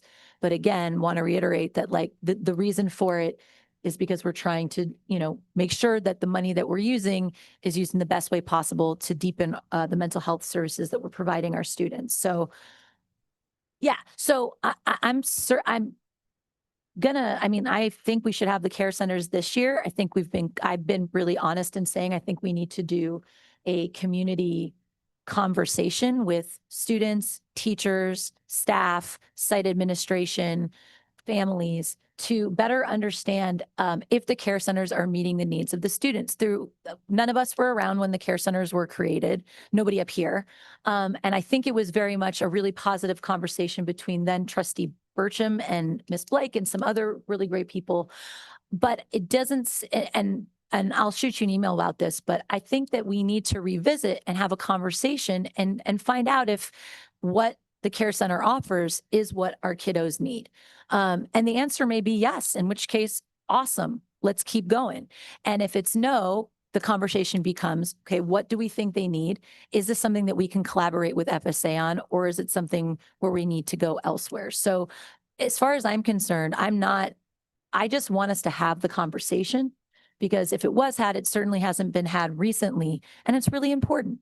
So I want to go on record saying that I don't think there needs to be any changes to reflect that in the contract, but I do think we need to, and I'd like Dr. Macias and whoever else to come back at some point with a tentative calendar of how we're going to start having these conversations and how we'll report out and share what we've gathered, because obviously the report that we got was a very small sample size, and we just need to hear from as many people as we possibly can. So I'm looking forward to that conversation, and just wanted to make sure that that's happening quickly, so that we don't get to the end of the year and leave anybody up in the air.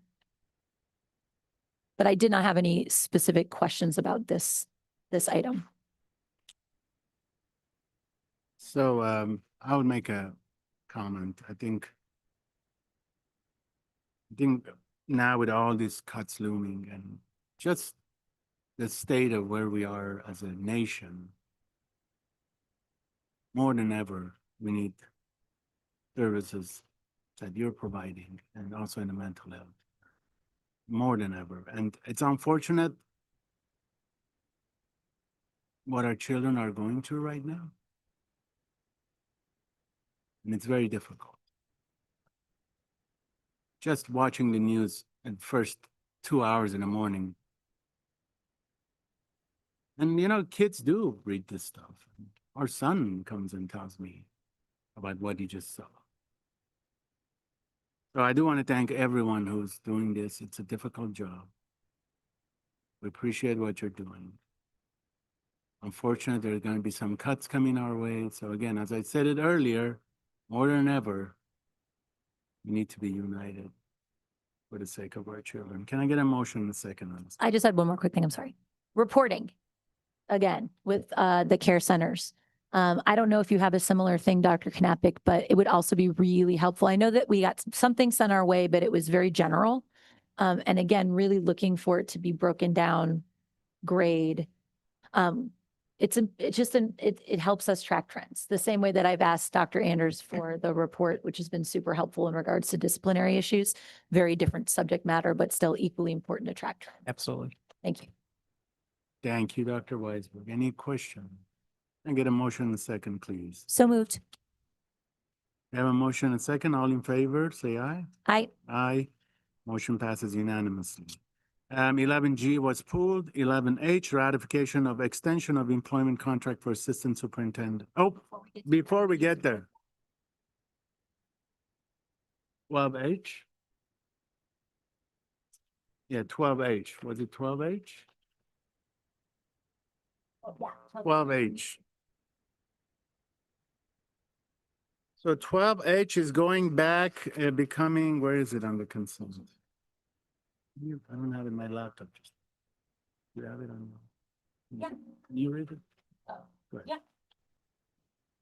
Yeah. 11G, oh, hold on.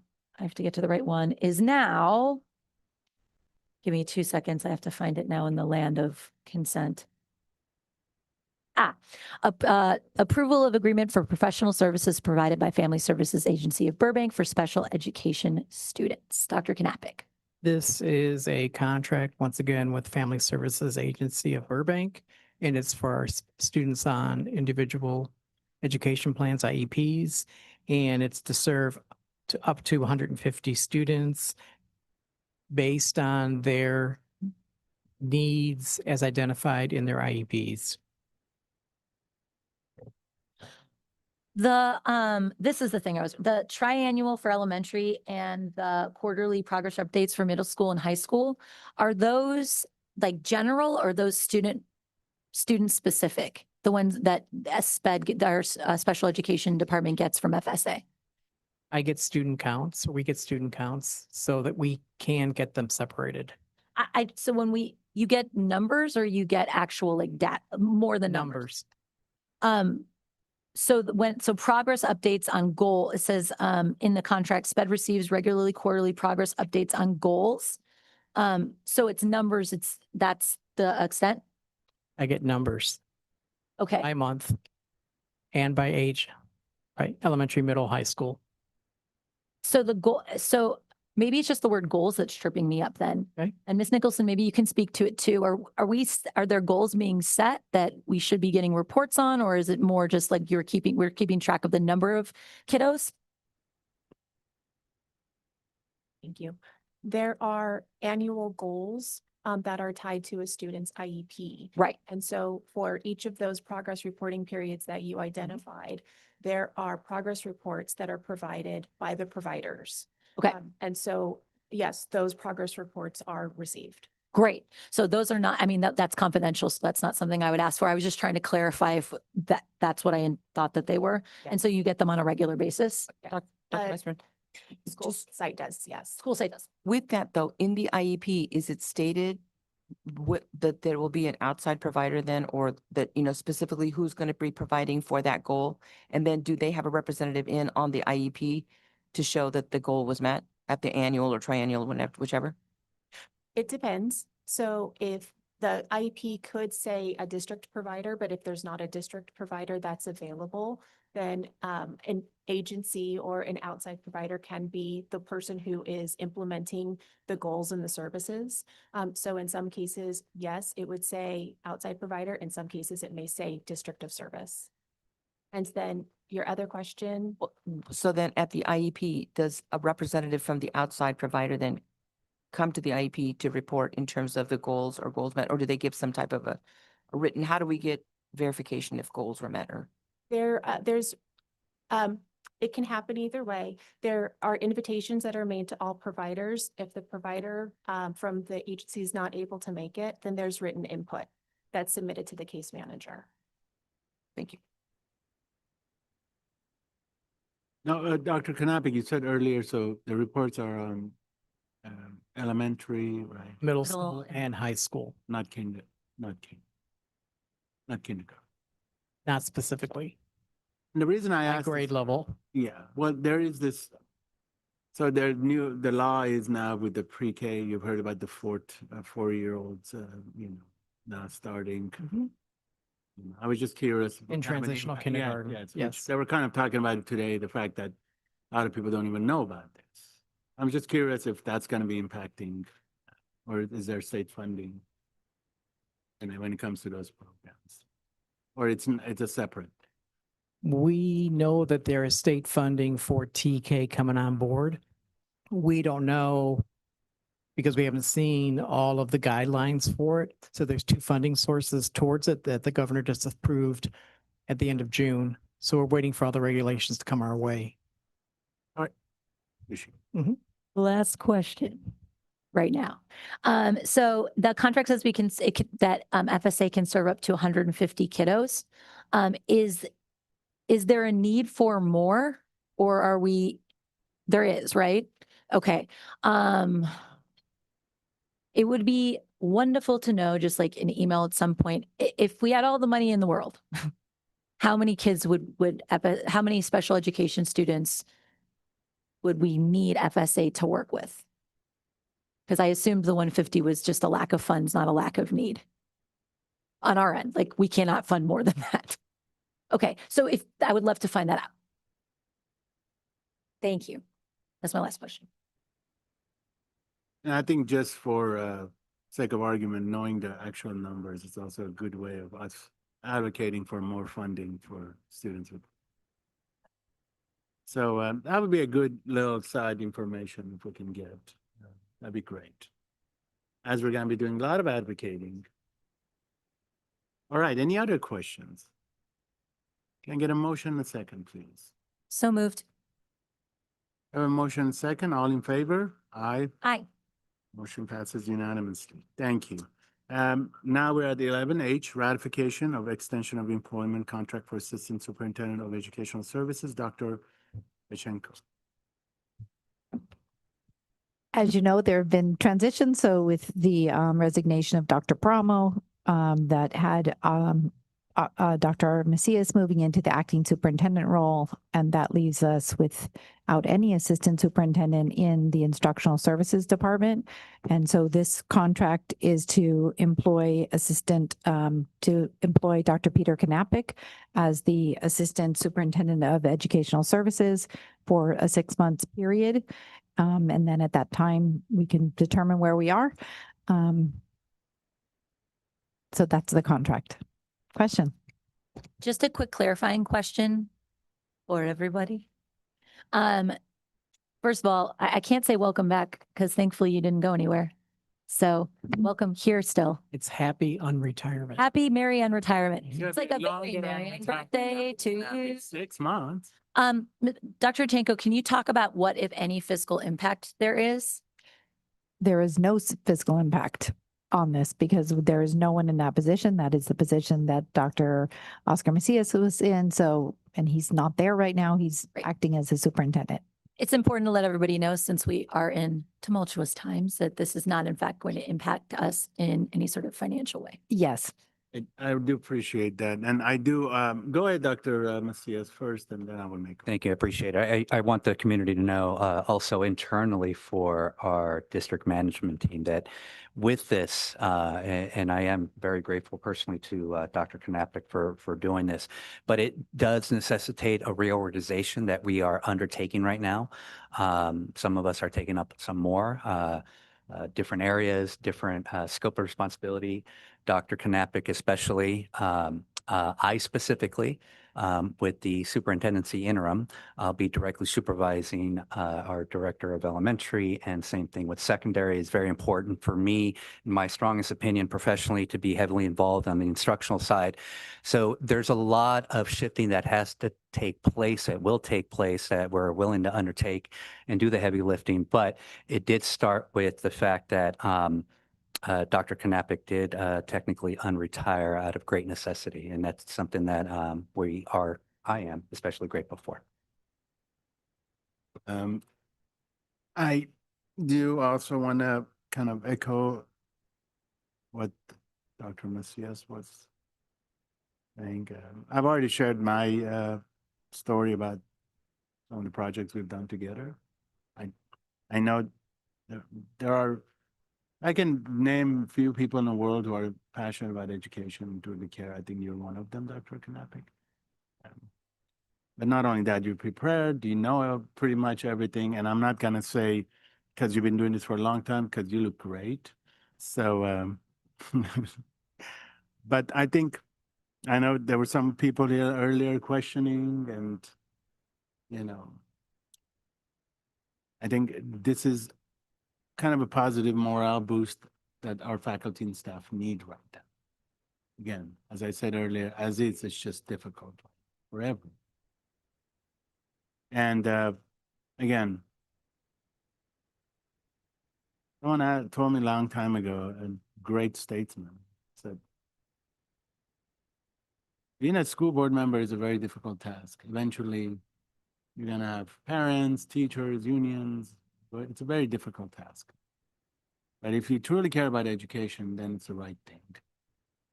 Because you see the difference in not only current, but also future generations and the impact you have. And I know earlier, there were some comments, and I know people are angry. I'm not pointing fingers. But I do want to acknowledge the fact that we do have employees that genuinely do care, come to work every day. And Dr. Knappich, you're one of them. You've been a great example. I hope you continue. You're going to hear from me in 6 months. But I do want people to understand that how fortunate we are to have individuals like you. Can I get a motion in a second, please? So moved. You have a motion in a second. All in favor? Aye. Aye. Motion passes unanimously. Congratulations, Dr. Knappich. 11I, approval of notice of completion, Southland Roofing, Inc., bid 2425029 clay tile roof replacement, William McKinley Elementary School. I don't have any questions. It just sounds like it went really well. So thank you to Mr. Maxwell and the whole team. Any questions?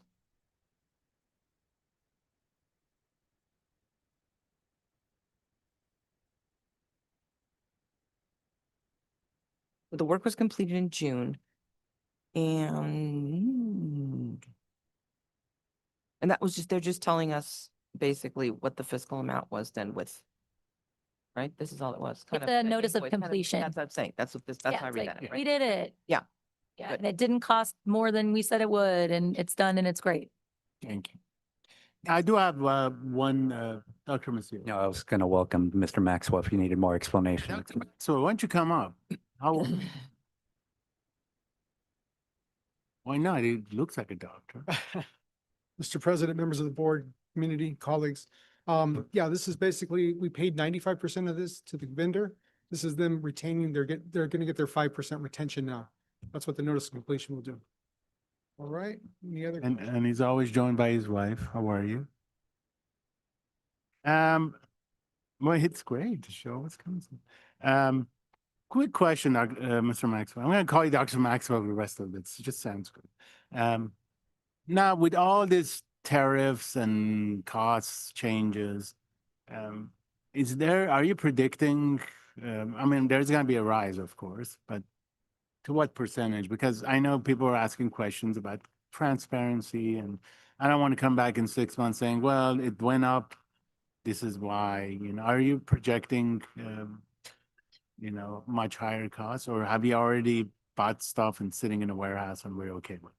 So I don't want to go too far into the weeds, Dr. Agakanian, but just to talk a little bit on the 10 campuses that we're currently working on, everything that we're using is made in the USA, about 95% of the material. So there's no tariffs on that material. There is some little subsidies that get used, about 5%. So those will have a little bit of a cost impact when we move into our next phase of roofing. But currently, 95% of the material is made in the USA, and that is through the Garland company that we're working with currently. So that's going to be really nice. Thank you. Any other questions? Can I get a motion in a second, please? Okay. So moved. A motion second, all in favor? Aye. Motion passes unanimously. 11J, discussion approval of, we pulled that one, sorry. It's okay. Thank you. 11K. Approval of interim superintendent employment contract for acting superintendent Dr. Oscar Macias. This item is the board's discussion approval of the interim superintendent's contract. The significant terms of the contracts include the following. The contract term is July 1, 2025 to June 30th, 2026, unless earlier terminated. The annual base salary is $270,000. The interim superintendent will receive the same health and welfare and the retiree benefits as other certified management employees. The interim superintendent is entitled to the same longevity stipend as the other certified management staff. The interim superintendent is entitled to the same master's and doctor's stipends as other administrative certified employees.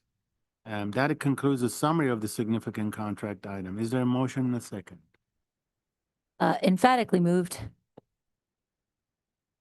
I have a motion and second. Is there any discussion? No? I just want to thank Dr. Macias. It has been a hell of a month and a half.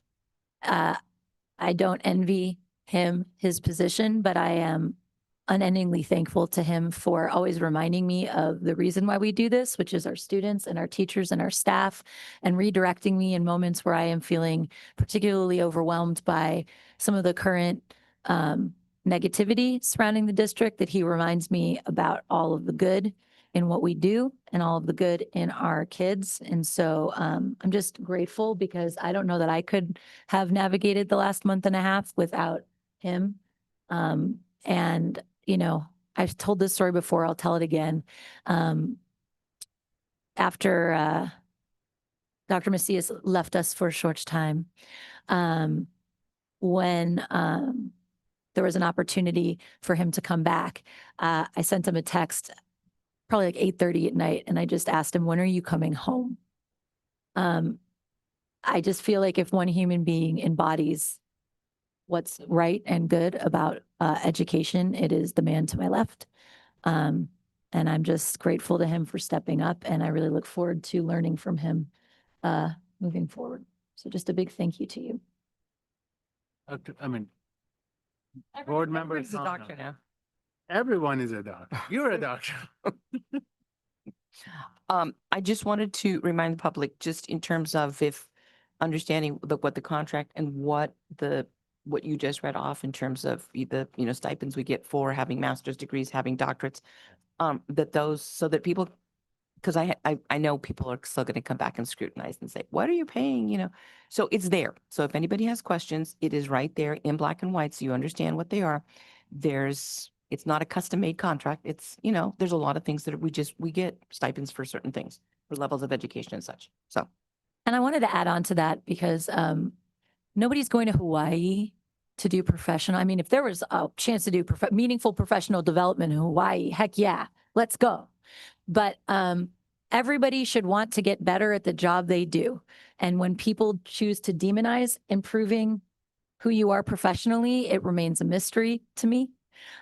So that's why we include professional development in our contracted employees, because it's hugely important. And I will also gently remind people that just because students don't go to school for 3 months doesn't mean that anybody else stops working. Nobody here is off for 3 months. Teachers aren't really off for 3 months. I give myself about a solid 2 weeks, and then I'm lesson planning. So, said it before and we've said it again. I'll say it again. Everybody in education works unbelievably hard 12 months out of the year. Thank you for that clarification, and thank you for that. I can tell you at least community colleges, at least CCD, you do get a stipend for a doctoral. Well, it's in the contract. And I do also appreciate some of the clarification about summer. Yes, and it's difficult. Some teachers have to, summer school, go look for it. I mean, but also, yes, so I have interns and I do professional developments for my interns, and we have professional development meetings every week. These are student interns. It's called professional development for a reason. And I think if you're going to sit here and nickel and dime every professional development or concerns you have, then you'll be surprised, how many people are not going to be better in what they're doing. Our job is not here only to, oversee and also have people working for us. We also want to make sure they take it to the next steps. That's why you even have a step system. It was created for a reason. I think people sometimes question things without really looking into the history of why these things were created, why these laws were created, what things have happened in the past, right? Things happen. And I think it's sometimes easy to criticize. And I understand you could be angry, you can be upset. At the same time, I think it's important that we make sure that our employees, A, feel welcome, B, we provide every tool in our toolbox to make sure they get better in what they're doing. And that's called professional development. So with that said, so we have to take individual votes on this. So Ms. Quintero, can you just read one member by member and their votes? President Agakanian, Aye. Vice President Ponce Kamkar is absent. Clerk Weisberg, Aye. Member Cano, Member Tabbitt is absent. 3 ayes have it. That's majority. Congratulations. Now, interim Superintendent, Dr. Massey. Any speeches? I just want to thank the board. I mean, this is not an easy occasion, actually, because I want to go on record. This is not a moment of celebration. It really isn't. And I want to be grounded in that because we are in the midst of some things that we are facing and confronting. And now as the interim superintendent, I do have high expectations of myself, of this district, of every employee, of doing what's right and doing what's best for all our students moving forward, providing the resources for our amazing teachers, our classified support staff, you name it.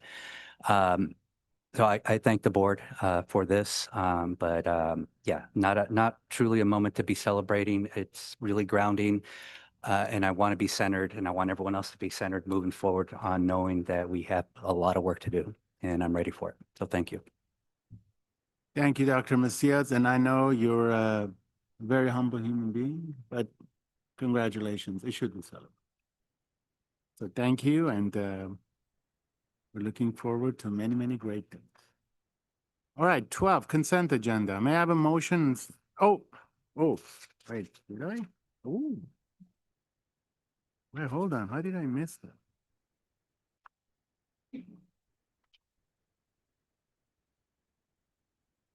Want to read it? Oh, there it is. 11L, approval of revised board policy 6170.1, transitional kindergarten. Dr. Knapp. So this is a revision to the board policy that updates the policy so that we put into writing that students who turn 4 by September 1 are eligible for transitional kindergarten. Our transitional kindergarten program is ratioed at 20 students to 2 adults in the room, so 1 to 10. It runs from 8:30 to 1:30 daily. Every school has 2 transitional kindergarten classrooms. Disney is our only school that currently does not have it, but our goal is to work towards transitional kindergarten being at Disney. It's a space issue. Yes. So something we're gonna have to work on. We also want to go ahead and we put into writing that our goal and our priority is to place transitional kindergarten classrooms in the appropriate setting. Schools that have bathrooms adjoined to a classroom, those need to be transitional kindergarten classrooms. Schools that have playgrounds attached to the classroom, those kind of classrooms need to be transitional kindergarten classrooms. We want a convenient place so that parents can drop off and pick up students or TK students. We want adequate storage also. So once again, we wanted to put into writing that these are our priorities. And then with new construction, what it just talked about, when there's new construction for kindergarten and transitional kindergarten classrooms, there are specific guidelines and just what I spoke about too, the location, the restrooms, storage space. We have to adhere to that. That's in the law. I have a question.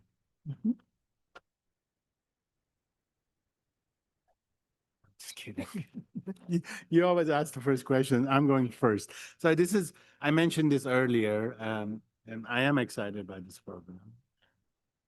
I know I do want to thank some of the people who were visionary on this from our states. My question is, including former speaker. My question is now funding. This is state funded. and Correct.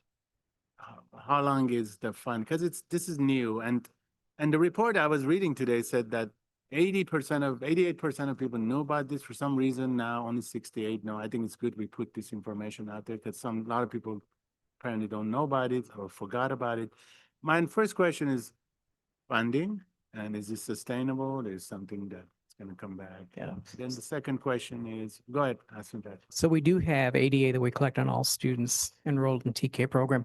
Additionally, I talked about a few minutes ago about how we have 2 new funding sources coming in. One is to support the staffing of TK. We don't know how much funding we're going to get, but that money is going to go towards the salaries and benefits for our staff that are in those TK classrooms. And then the other funding source has to do with materials and furniture and other things that we need to have major upgrade in our TK classrooms so that we can get them up to But par. funding formula is the same as, For ADA. And then we have 2 special funding pots this coming year. So now what, is there a maximum or minimum number per classroom? 20 students with 2 adults in the room. That's maximum per classroom. Correct. But how many students do we have? Just give me an example, one side. We're just about full Oh, okay. with all of our, how many is it?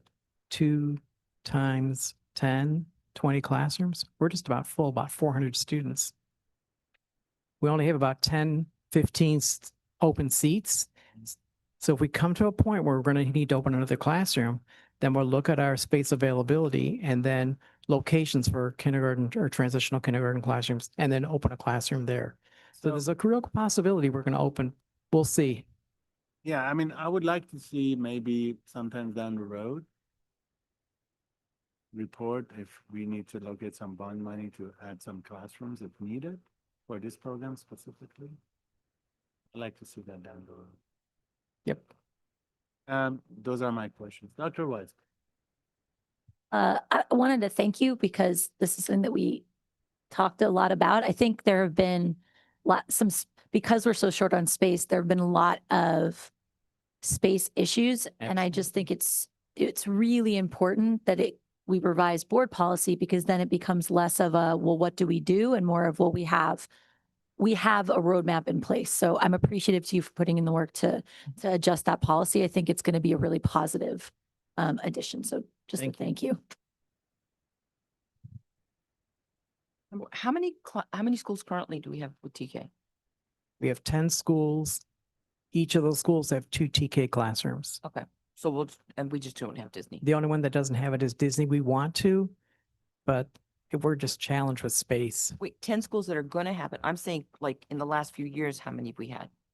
We've expanded it. Okay. So year by year, for the past couple of years, we've added classrooms. Yeah, because I know when my grandson was in, there was people from Roosevelt, they were writing, they were coming from all, I was like, oh my God. Exactly. But when they went to kinder though, they were all gone. Yep. Oh. Because they return to their home Yeah, schools. they did, right. Question is, after school care, that was one of the deals that we had that was difficult with TK. Because then after school care, TK didn't go, Boys and Girls Club didn't have anything. Have we made any kind of, are we doing it or? So we're working with Boys and Girls Club to expand the number of locations where you can offer TK and kindergarten childcare. We've expanded it over time, but we know we need to do more. But once again, we're kind of challenged for space too, because let's say that we have 10 students, 15 students that between kindergarten and TK that need space. I have to have a classroom available at 1:30 for them. So we're kind of challenged for space. And so that's a little dicey there. Mhm. Something we're working on. But once again, we've expanded over the past few years. Okay. Little by little. Just voicing that. Absolutely. This is great news and a great report. Can I get a motion in a second? So moved. I have a motion second. All in favor? Aye. Motion passes unanimously. Now, item 12, consent agenda. May I have a motion and second to approve items 12A through 12S, except we put 12H, put it on. We moved 12H to noon unfinished. I have a lot of questions, but I don't need anything pulled. So I don't remember how we did this last time in regards to having conversation about items. Oh, we had it before we approved it, didn't we? Yeah. Go over the items you have questions on. Oh, I'm so sorry, everybody. We can make a motion in a second, and you can question the discussion, see if everyone wants to vote on. No, actually, let's go first and then make the motion, because we might have to pull something. Okay. I have no intention of pulling. I just, Maybe your questions will make us change our mind and so true. pull the items. So true. All right, so let's go see which items are. 12A. Hold on, here it comes. It's a lot. Oh no, I might have questions on like everything. Hold on. No, don't have questions on that. Don't have questions about that. Don't have questions about that. No, I'm going, do you want me to tell you all of the things? Yeah, shut up. Just about 12A or all of the things that I have questions about? Okay, wonderful. Mr. Maxwell, this is a question for you, methinks. This is something that Dr. Abdul Hamid talked about getting a little bit more clarity, and this is just for my own edification. I have no doubt that this is needed, but there is an item on page 2, $100,000 for bulbs and lamps. Is that an annual cost, or is that, you're looking at me like, why did you ask me that question? Who is that a question for? Redirect me. Oh, here, Dr. Maxwell, it wasn't even you. It's Dr. Knappich, maybe.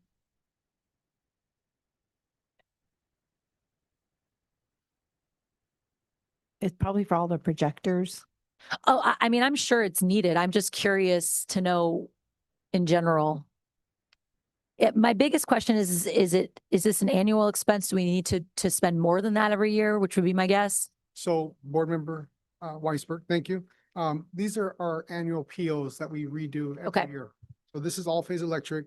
I guess because the description area is so small, this should not say bulbs and ongoing. This should actually just be electrical supplies. So That's this is a helpful. supply house where we might pick up wire, might pick up receptacles, whatever it may need. But that's just a blanket PO, and that's the number we start with. Hope that helps. that helps a lot. That helps a lot. I had one other question that I think anybody can answer it. It's on page 3.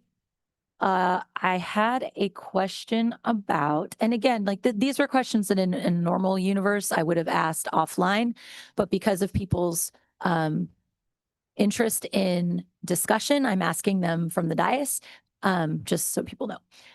There are 2 items. I'm just trying to find it for gasoline. And I wondered why I just have to find it. City of Burbank.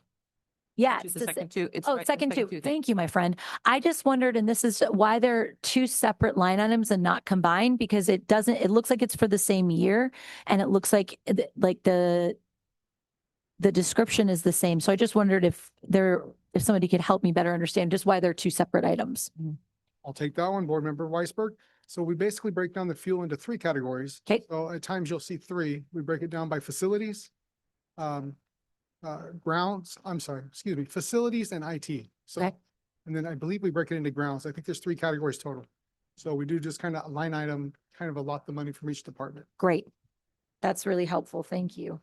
That's all I had for 12A, y'all. That's it. That's all I got. Appreciate you, Mr. Maxwell. Thank you.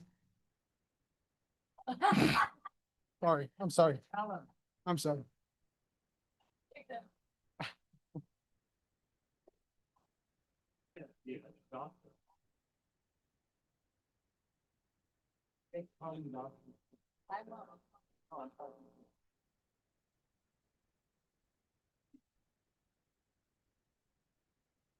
The next question I had was for 12F.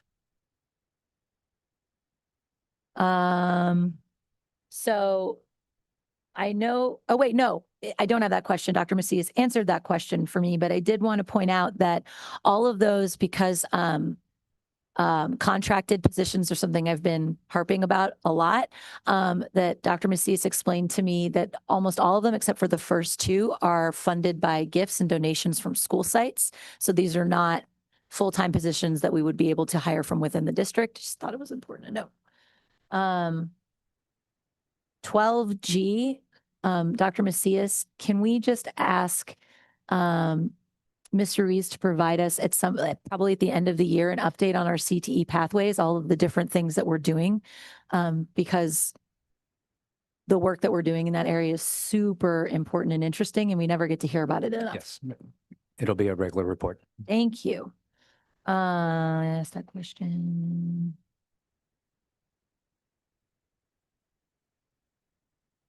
Oh, for 12 J, K, and L, this could be I don't know, whoever wants to answer this. I just wondered, so these positions, they're special education teachers for elementary. So they're not just to write IEPs, they're actual teachers. And we were not able to find them for the year. That's correct. Okay. There have been multiple interview panels, and unfortunately, there were not candidates found for those 3 positions. I know how difficult it is. I'd love to have a continued conversation, and we had talked about this a while back about which positions we give those retention bonuses to and which we don't. And if there's a way, how we've decided who to give those to, and if we can sort of identify some of the other harder to fill positions, and is that possible? This is a longer conversation, but it did spark that for me. And then the other piece too is those positions will continue to fly. So it will be an ongoing effort to try to find a district hire. Fantastic. Thank you. I have a question. We had talked in the past when we're getting teachers from agencies. We said, for example, this not to exceed 136,622. But we'd said, do we know yet how much the agency is taking and how much that teacher's making? And therefore, if we're willing to pay the agency, are we willing to give? I think that Dr. Weisberg called, like a sign-in bonus or something, since we have that money that we've allotted for it. Am I making sense? Does that make sense? Okay. All right. I have one more. Sorry, everybody. 12N. So I I wanted just to ask about, I remember there was a budget item a couple of moons ago that we had just been overly conservative as far as our original contract amount. And so for this one, we started at, hold on, I wrote this down. We went over our original estimate by $200,000. And then we added that additional 14,000 and change. And I'm wondering, was that just us being hyper conservative? Should we start at a much higher, because it seems like this is a pretty standard amount. I'm just curious if this is an anomaly or just really should be starting higher than like at $200,000, which is why it increased so much. The thought is to start conservatively, Okay. and to try to resolve as many of the challenges and the concerns and the issues internally without representation as much as possible. That would be lovely. And thus concludes all of my questions about the consent agenda.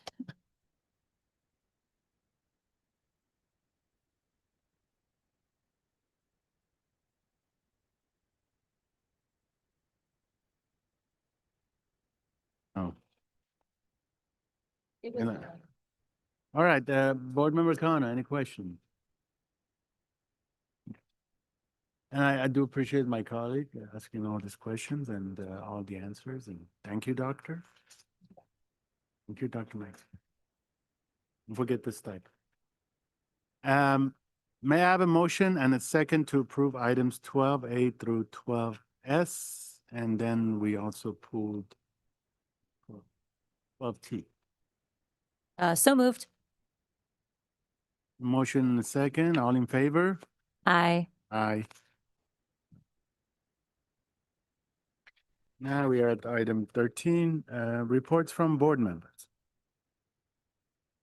Just very quickly, thank you to HR for letting me come and visit their meeting today. That was really fun.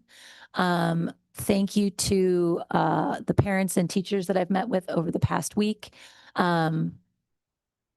And again, thank you to Andrew for his quick action and making sure that our meetings here were more accessible. Board Member Kano? I'd actually like to thank everybody that came today, and I'd like to reiterate that there were a lot, that was a power group that was in this room today. I mean, the collective level of, of service that they've given to this community was huge. So again, please keep contacting me. I will take as much guidance also in terms of listening, because I know they have a wealth of knowledge that I'm still, very wet behind the ears at. And again, I'd love to have more conversations. And thank you to the principals getting out all the information already for school, got it there, got calendars. When you got to go back, we've got those letters. So. I also, again, I thank all of the individuals who came today and spoke. Again, as I said earlier, we're here to listen to you, and we're as frustrated as you are, but at the same time, I think more than ever, we need to be united as a community. And I'll tell you what my concern is right now. We're seeing a big amount of increase in ICE rate, and we're seeing neighborhoods being empty. We're seeing educational institutions being empty. People are afraid. Children are afraid. And I hope that at the end of it, we also remember that our children are afraid. Just imagine having to go to school knowing that your parents might be deported that day. Just, I want you to think about that for a minute. And to me, this is personal because I had to leave my family at a very young age because of war and injustice. Didn't want to, didn't have a choice. And how difficult it was for my parents to let me go at a tender age at 14, not knowing how I'm gonna end up. Yes, I lived on my own for almost 2 years, from country to country, because they didn't want me to go and serve at a war that probably would have ended my life. So at the end of all these discussions we're having today, I want to remind everyone, we're all human beings. We're all here because we care about education. Because we believe that education is the most powerful weapon that can change the world. And more than ever, we need education right now. There's too much ignorance going around right now. There's too much hatred. Just people going at each other for no reason. So as we're starting our new year, I hope that people remember that no matter where you're from, gender, your ethnicity, your religion, your skin color, we're all human beings. Yes, we can sit here and point fingers at one another. But that's not what we need right now.